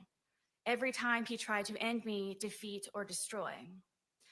I forgive George for beating me senseless, for trying to sleep because I had to go to work or my son's field trip the next day, for ruining my deceased family's heirlooms, traditions, and keepsakes, my son's furniture, destroying the television we watched together, for wrecking our townhome by breaking windows, punching holes in the walls and doors, ramming his entire body into glass doors, kicking in my front and back door over and over and over, for breaking or removing the locks from all of the doors and sometimes the knobs altogether, so I had nowhere to feel safe, including the sacred space of my son's room where he beat me bloody on his bed. For terrorizing and threatening my blind and deaf dogs by leaving the gate open I built to keep them safe, telling me he hoped I'd find their bloated dead body in the pond or scrape their remains off of the pavement, for kicking them off of the bed and throwing across the room because they were trying to protect me. For threatening to make me unrecognizable to my son by breaking all of the bones in my face, like his brother Moses did to him after he kept seeing all of the bruises from George beating me, like all of the times their father beat their mother. For all of the drunken rages and fist fights with so many neighbors when wandering into their apartments during hunting expeditions after I had escaped. For drowning me in liquor and wine because I didn't want to drink, causing me to urinate on myself, then butting the end of the bottle in my face, giving me 2 black eyes and a bloody nose. For making me experience what it is to be sodomized. Threatening to kill my friends and the neighbors when they checked on me to make sure I was alive and in one piece. For threatening to burn down our townhome and set my car on fire because I got a job. For holding me hostage on weekends my son was supposed to come over by keeping my keys around his neck, my phone in his crotch, and a butcher knife stuck in the middle of the table as a warning not to ask anything or try to leave. For stabbing me in the leg and not letting me call 911 for an ambulance or seek help, where I nearly bled to death until I concocted a lie to save him from being arrested. For destroying my phone with a hammer because my son called. For me experiencing ever being arrested, and after today, prison. For beating me almost blind, crushing my occipital lobe. For having me experience what it means to see stars, like in the cartoons, where a character has a tall lump on their head. I had that too, and many times. For dragging me downstairs by my hair in the middle of the night just to sit next to him. For taking my car driving drunk with my debit card to buy more alcohol while I slept, even after I kindly explained the importance of my car to take my son to school foremost, me to work, and he to his batterers intervention classes and probation officer meetings, where I would be forced to sit for hours in the parking lot waiting for him. For causing me so much trauma and pain, mentally, physically, emotionally, I had to be hospitalized more than once.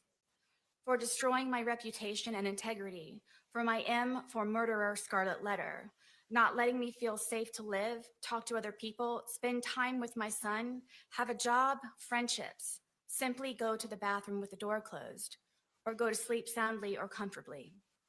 I forgive George for lying, for him trying in so many ways, so many times, to end me with his terrifying love. I also forgive the Torres family, his mother and father foremost, also his 2 ex-wives and daughters, all for knowing who George was capable of and has done in the past, his history of violence and where he learned it, then to keep turning a blind eye when I would ask for help. All of his siblings, including Jorge Torres, who is now on his way to prison for stabbing the mother of their baby in the side of her head. For everyone who knew what George was doing to me, sometimes how and when, but allowed and enabled.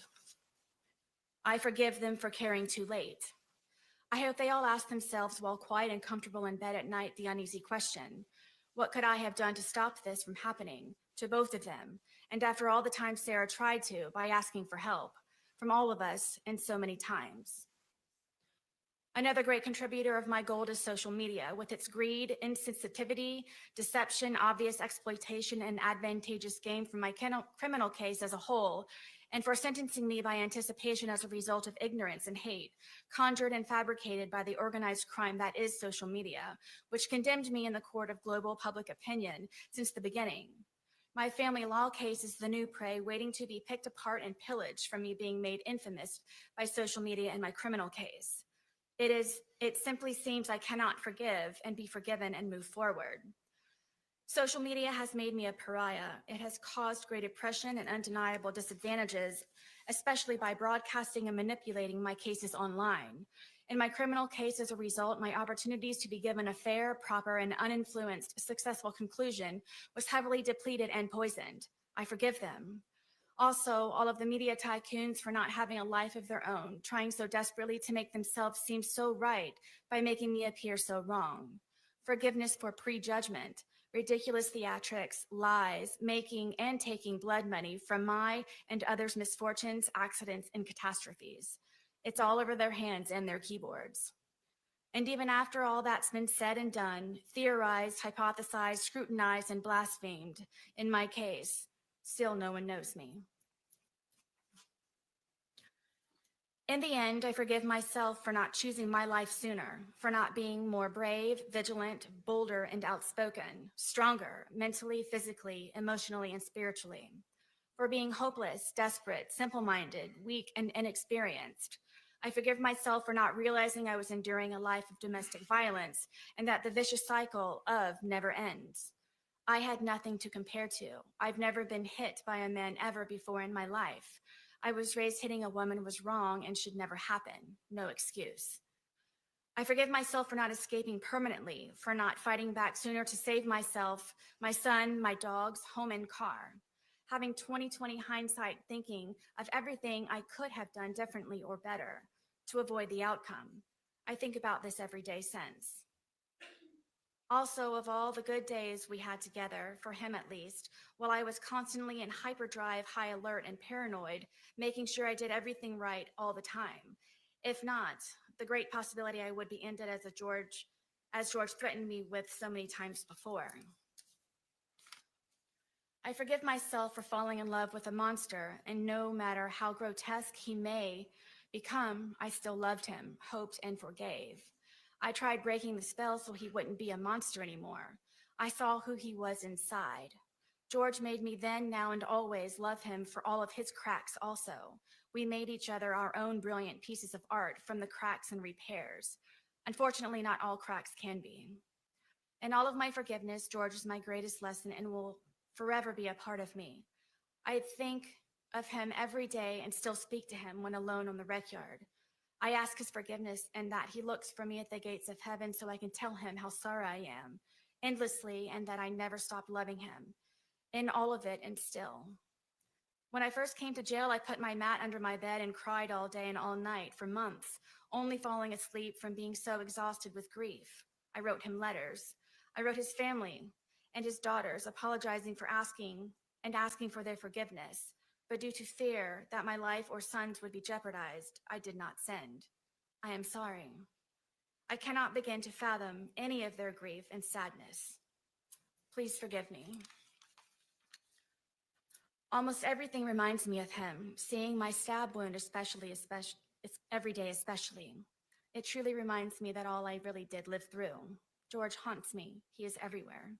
I believe because I do still love him, think of him, and miss his laugh the most. In my heart, I know he is with me and understands that this tragedy was not intentional. I hope everyone can, his family foremost.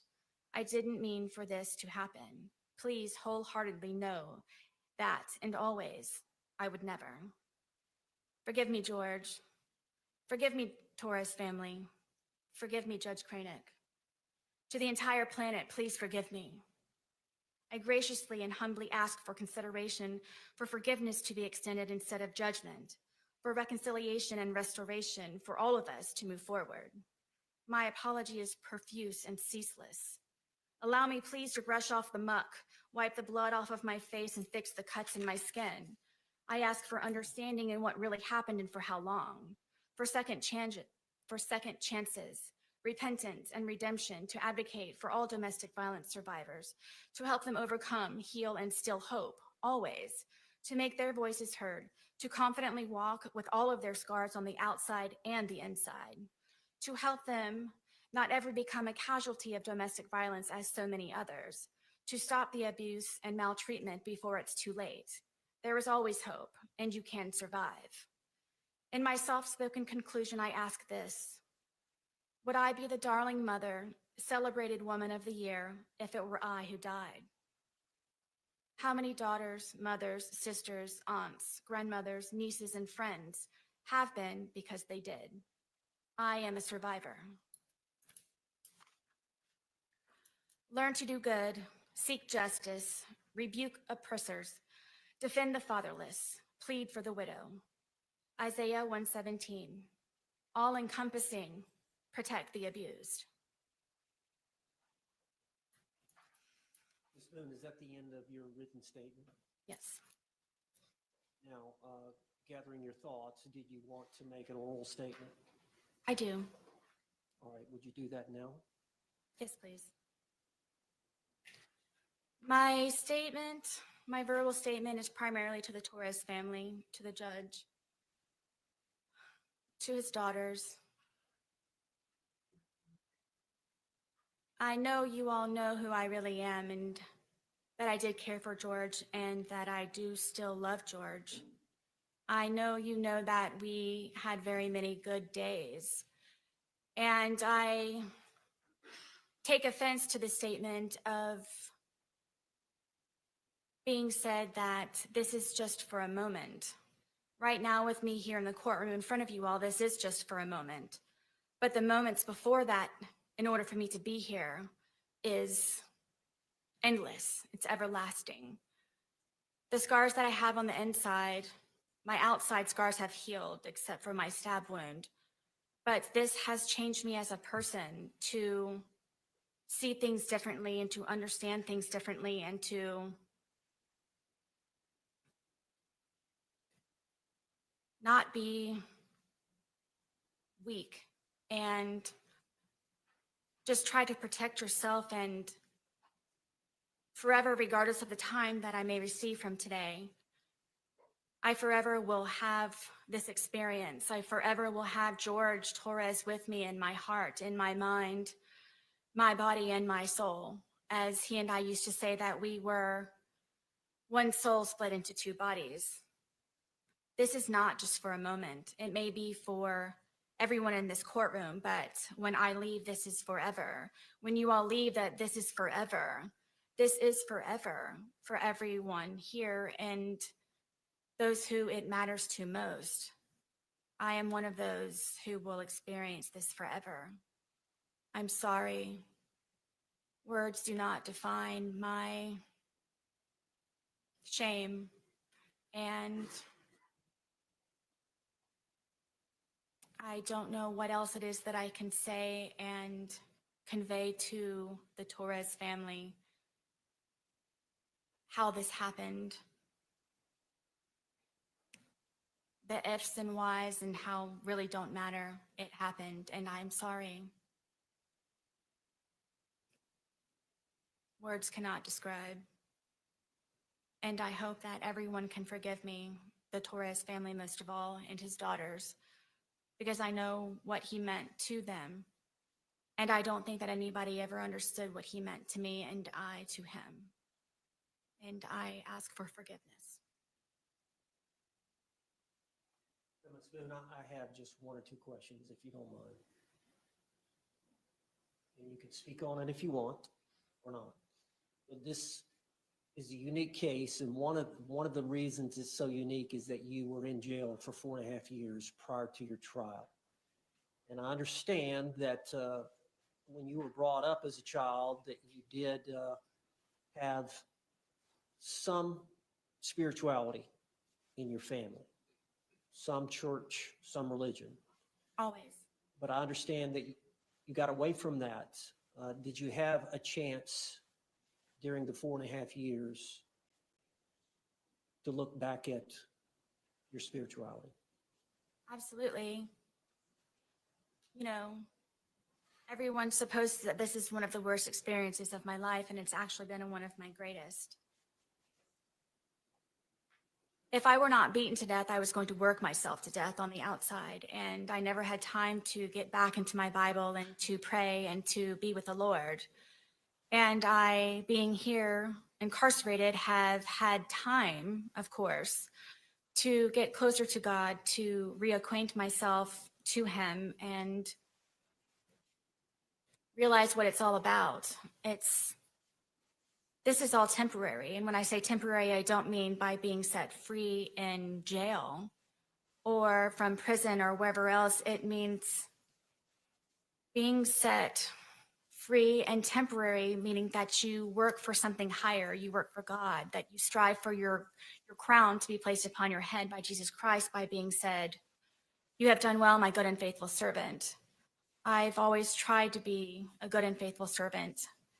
I was just a servant as opposed to doing all that I can when my family were alive and I was going through everything up to this point.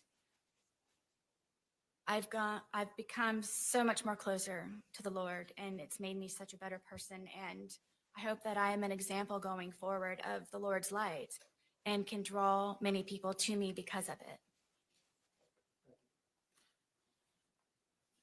Any follow-up, State? No, I assumed that was the final word. Thank you. She can return back to council's table. Anything else from your side of the ledger, Mr. Owens? No more witnesses, Judge, just arguments. Okay. Anything else in rebuttal or just proceed to argument, State?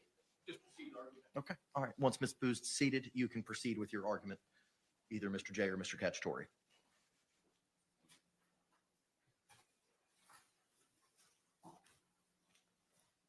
You may proceed, sir. Your Honor, I'm going to start my argument by what I anticipate Mr. Owens will bring up in his presentation regarding the plea offer in this case. That she was offered a resolution in this case of 15 years in the Department of Corrections to begin with. I think it's important, though, that the entire circumstance of that plea offer is put forward. And there's something very critical to that. It's not just 15 years in the Department of Corrections. It's 15 years in the Department of Corrections, but it's predicated on something. And the consideration that it's predicated on is the defendant coming to court and accepting responsibility for her actions. For her coming to court and saying, "I am responsible for George Torres's death, and I accept the punishment that comes with it." That consideration was never given in this case. And because that consideration was never given in this case, the offer of 15 years in no way represents what this case is worth, or what George Torres's life is worth. That is an offer predicated on a particular circumstance, a circumstance of a first-time defendant accepting responsibility and giving every benefit of the doubt and coming to court and saying that they are ready to be punished. Those conditions were never met. So then we turn to this case, and we turn to this crime, and we turn to the actions of the defendant of taking the law into her own hands and murdering George Torres. She has never shown remorse for that. She didn't show remorse for that here today. She again painted herself as the victim. She's the victim of George Torres. She recounted the litany of evil deeds and mistreatments that he perpetrated upon her. She's the victim of George Torres' family. She's the victim of the police. She's the victim of social media. It's all about Sarah Boone. Everything's about Sarah Boone, about how she is the victim. But Sarah Boone sentenced every one of George Torres' loved ones to a life sentence. Just like she sentenced George Torres when he was in that suitcase. George Torres lived out his last nightmarish circumstance in that suitcase, begging to be let out for several minutes, which undercuts any argument that this was somehow unsophisticated. There was ample time and opportunity over and over for her to do something different, but she went forward with taking the law into her own hands and ensuring that George Torres was never getting out of there, while she went up to bed and went to sleep for hours on end. She can't say that she was in duress for the same reason. She was in such duress of George Torres that she goes upstairs and goes to sleep for 11 hours. Your Honor, there's been nothing from the testimony of Dr. Harper either that establishes any type of diagnosis that would give this court a basis to downward depart. Dr. Harper has put blinders on to the fact that she has been incarcerated for 58 months. 58 months with the opportunity to receive mental health treatment, and the expert witness is absolutely incurious about what any of those records or diagnosis or anything that would have been there would have said. There is no valid basis for a downward departure in this case. She deserves a life sentence. Thank you. Mr. Owens, response?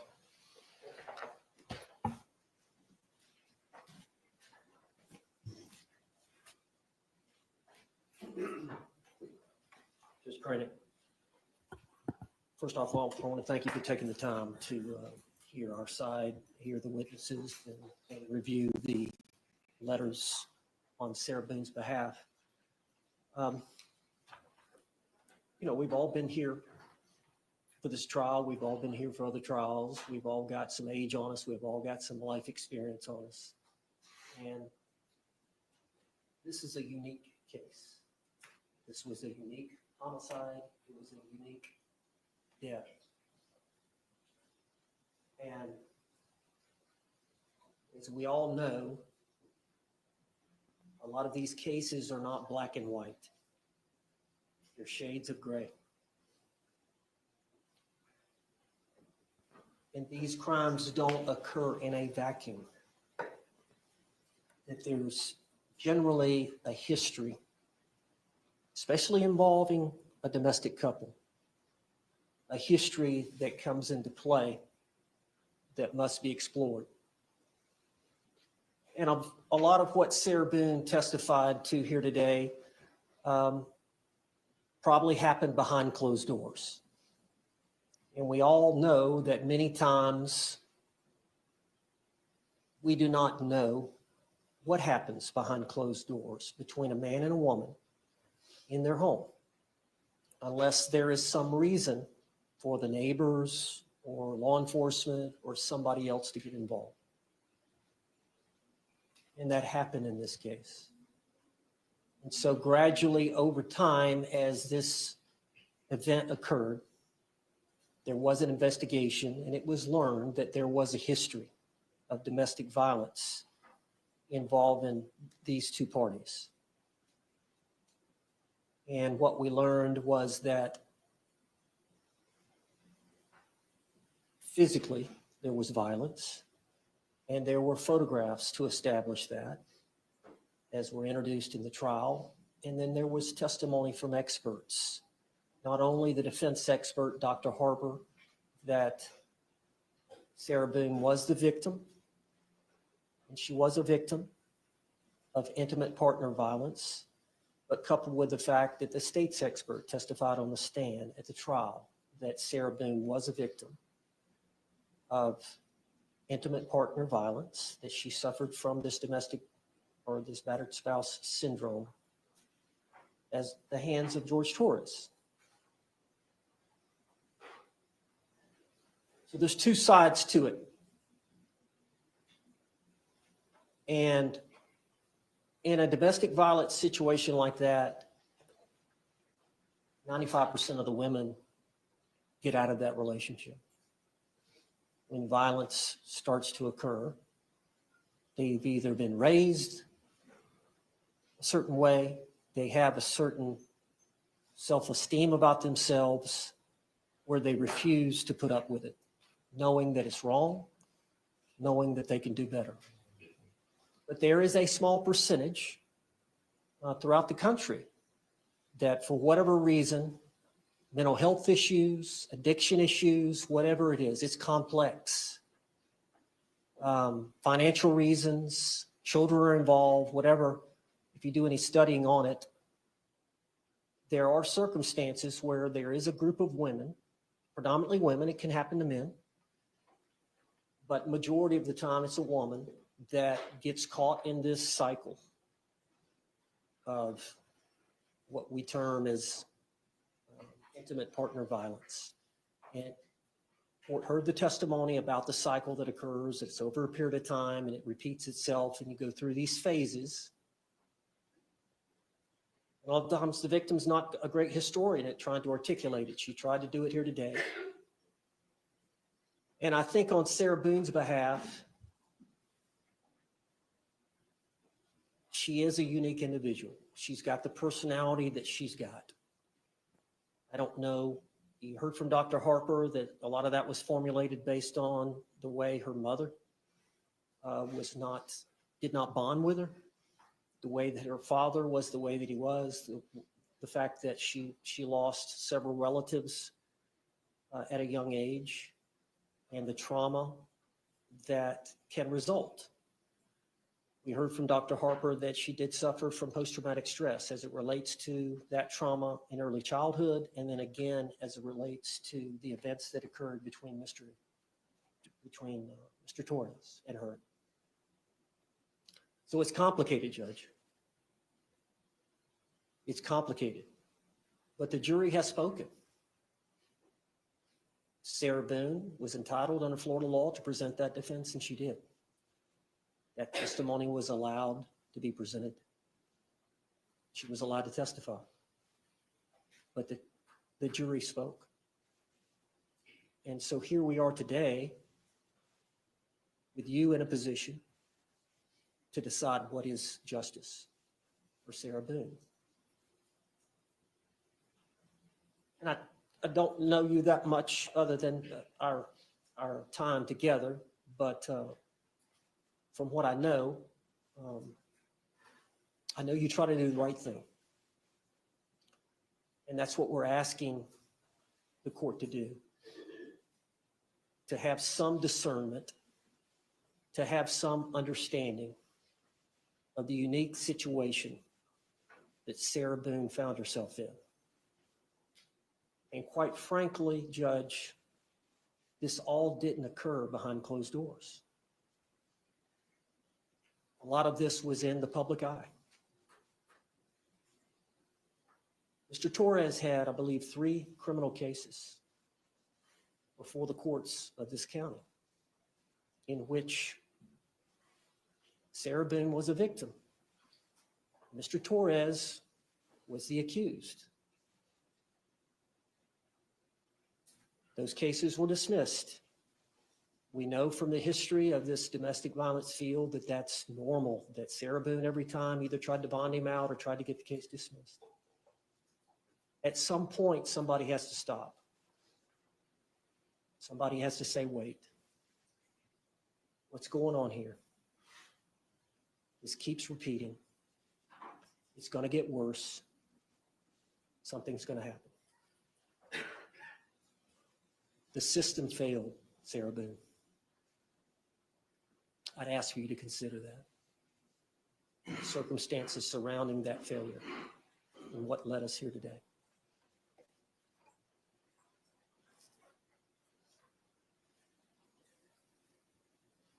I've asked the court to consider a downward departure.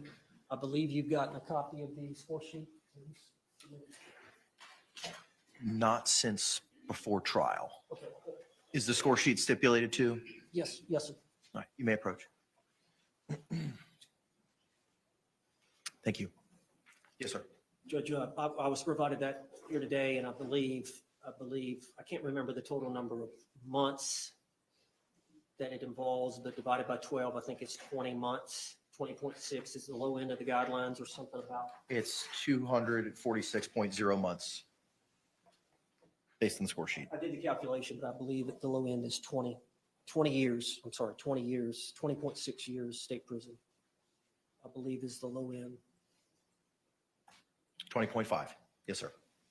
As the court knows, I believe it's on page 3. There are some aggravators that the court can consider in opposing the sentence, and then there are a list of mitigators that the court can consider in downward departing, meaning going lesser than the low end of the guidelines. And in the defendant's motion for downward departure, we mentioned, and I had Dr. Harper testify about 2 or 3 of the grounds, and the court needs to only find one to go below the guidelines. The capacity of the defendant to appreciate the criminal nature of her actions and to conform said actions to the requirements of the law were substantially impaired. Judge, I don't have to reiterate the facts and circumstances surrounding this event. You were here, you heard the testimony, you heard the circumstances surrounding what happened and how it happened. I would ask that you consider that as a mitigator. 2D, the defendant requires specialized treatment for a mental disorder that is not related to substance abuse or addiction and is amenable to treatment. I think it's fair to say here that we know that Sarah suffers from some mental health issues, objective mental health issues that have been opined by Dr. Harper and Dr. Werner. And you heard Dr. Harper testify about the borderline post-traumatic stress disorder that she suffers from as it relates to this event, as it relates to her trauma that occurred in childhood. I think we heard from Dr. Werner. Dr. Werner testified that she suffered from the alcohol abuse disorder, as did Dr. Harper, but Dr. Werner also mentioned that she was not sure about the anxiety disorder, whether it occurred prior to or because she was in the jail for the 4.5 years. However, she does require specialized treatment for the mental disorder, and she is amenable for treatment. And then third, the defendant acted under extreme duress, I think based on Sarah Boone's mindset as she testified to her today, and then you heard from the experts at the trial that when you get that anxious about what happens, Sarah testified about they would have good days where there would be no drinking or very little drinking, and then there would be other days where there was heavy drinking, and generally when Jorge Torres got highly intoxicated is when potentially things could get violent, and that she was constantly anxious about each day that she was with him. She loved him, obviously being in a cycle like that where you love someone but can't leave them. For whatever reason, Jorge Torres couldn't leave Sarah Boone and Sarah Boone couldn't leave Jorge Torres, and it was a vicious cycle. But we believe that she qualifies under that it was under extreme duress at the time of this event. And lastly, the defense was committed in an unsophisticated manner, which was an isolated incident. Now, isolated, we know, Judge, that she had one prior event in which both of them were arrested. You heard her testimony that it was during an event. They ended up downstairs next to the washer and dryer, and that she was on the bottom, and she had used her hands to try to get him off, and she had tried to choke him, and there were some marks on him. And she was arrested for domestic, I think felony domestic violence battery, as well as he was arrested. I think a few days later, both of those charges were dismissed against either party. But she has no criminal conviction record. She has never been convicted of a crime other than that event. Now, I think that can be distinguished. So we believe that it was an unsophisticated manner. Obviously, the uniqueness of this event is unsophisticated. Anybody that would calculate that they were going to murder somebody by putting them in a suitcase and let them spend the night, and the next morning, not try to dispose of the body, not try to put the suitcase in a car and go dump the body, not try to dispose of the bat, do something. She did nothing. No attempts to tamper with evidence. No attempts after the fact to uncover any conduct whatsoever. No attempts to delete the videos from her phone. Here's my phone, voluntarily given that information. I think that goes to the unsophisticated manner and unintentional death that occurred.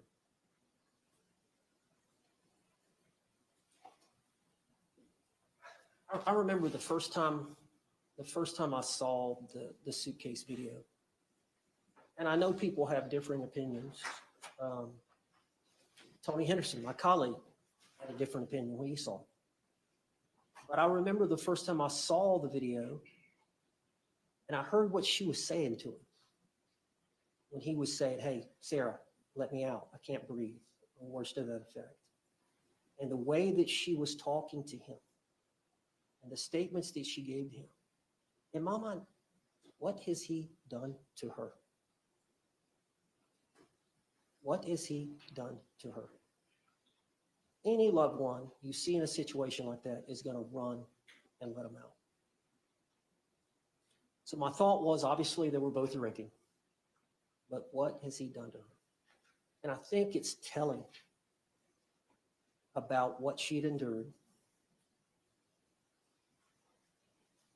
So it's not a clear-cut case, Judge.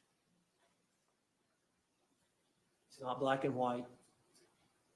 There is some gray. And it's up to you to decide what's appropriate based on the court's, based on the jury's decision. But I would ask you to temper whatever justice that you think is appropriate with some mercy, and consider the fact that the state was willing to offer 15 years on a manslaughter as a lesser included offense based on the facts and circumstances that they were aware of prior to this trial. Thank you. Thank you. Any rebuttal by the state?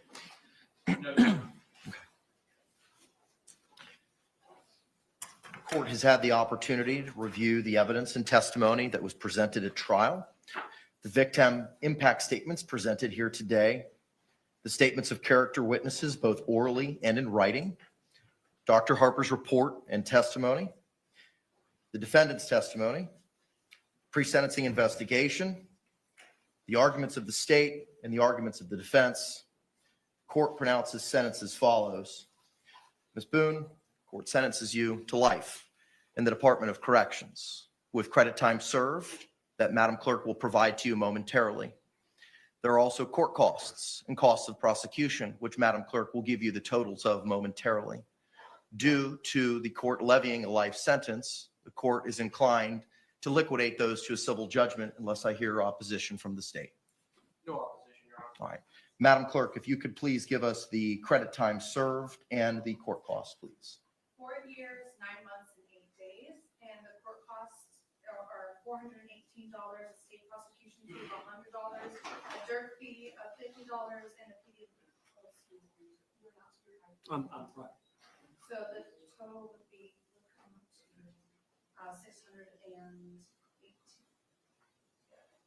$618. All right, ma'am, the court costs and costs of prosecution are $618. Those will be liquidated to a civil judgment. You will be given credit time served of 4 years, 9 months, and 8 days. You will have 30 days from today to appeal the judgment and sentence in writing. If you cannot afford an attorney, one will be provided to you. I'm going to have the courtroom deputy provide you the paperwork. Because you've been incarcerated for the last 58 some odd months, the court is going to declare that you are indigent in this matter. I cannot appoint the public defender to represent you as they are conflicted out. Similarly, I cannot appoint the regional conflict counsel to represent you for the same reasons. The clerk will appoint an attorney from the conflict wheel who specializes in appellate litigation. And again, you'll have 30 days from today to appeal that judgment and sentence in writing. Do you have any questions for me? You will now be remanded into the custody of the Orange County Jail to transfer you to the Department of Corrections, and I wish you the best of luck. State, anything further? No, Your Honor. Defense, anything further? All right. Thank you all very much. Court's off the record. So a life sentence for Sarah Boone. I assume that means...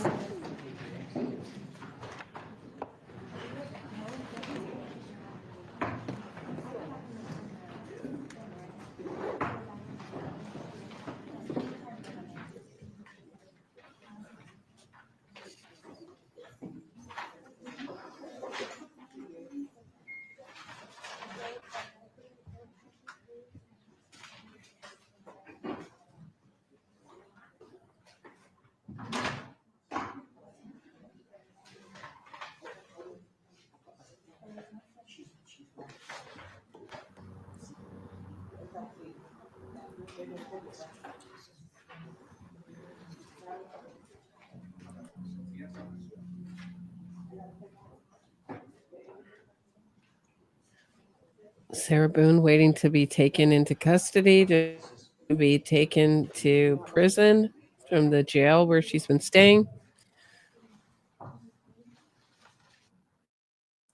where so many of her friends wrote in supporting her. The chaplain, and all these handwritten letters. I would think most of them would be from people she met in jail. She's very popular there, apparently. But boy, did she talk herself into that life sentence if the judge wasn't considering it beforehand. I've never seen such a speech re-victimizing the victim, Jorge Torres, tormenting his family. Absolutely stomach-turning speech by Sarah Boone. I mean, they were all awful. I've been to many, many sentencing hearings, and they're all awful when it comes time to various degrees. Very seldom does anyone take any responsibility. It's a lot of poor me, and occasionally you get those jabs at the victims. Thinking of Keith Ranieri's sentencing, where he said he was sorry for the pain he caused the victims, but he said they were all lying. So, I mean, just, you're used to these kind of awful speeches at sentencing hearings, but this was one to beat the band. I've never, just absolutely an exaggeration, and told in a kind of, what would you call it? MTV Raps poetry version.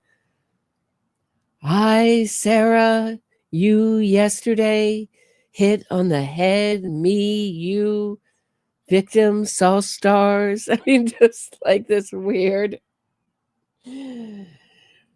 way of speaking she was doing on the stand. It was really, she was really feeling herself, as they say here in New York City.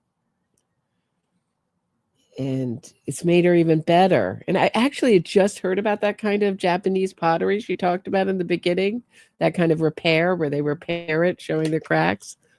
I was just watched a video where someone was talking about that. It's funny. Wonder if Sarah Boone was watching the same YouTube video. Anyway, I may have more to say about this later, but I think we're all I didn't expect it to go so long. I just thought this would be fun for us to watch on my day off together. But it was something. You know, I feel my heart goes out to the Torres family who had to sit through that. We were all feeling their pain through it. I mean, just awful. And she says, you know, this is just a moment, but what would be decided here will last forever. No, Sarah, what you did to George Torres will last forever. That he's dead. That's not changing. Everything else is temporary. And then she says at the end, everything's temporary. So she's talking out of both sides of her mouth. It's just a memorable sentencing, but I think it will go in the True Crime Hall of Fame as one of the most disgusting sentencing hearings ever. And of course, she seems to be repeating some of the things from the wrongful conviction movement, that her trial was so unfair, the detectives were so terrible, tunnel vision investigation. We may see her try to make some ties with the wrongful conviction movement, and it may be successful. She, you know, you never know. Who thought that that Scott Peterson, that the Innocence Project would be trying to get him out at his trial? So you don't know. Give it some years for the horror of it to fade in the public mind, and the Innocence Project may be trying to get her out. So that's what I have to say for today. Thanks so much for watching this with me. I'll see you tomorrow at 6 p.m. Eastern. Have a great night, everybody.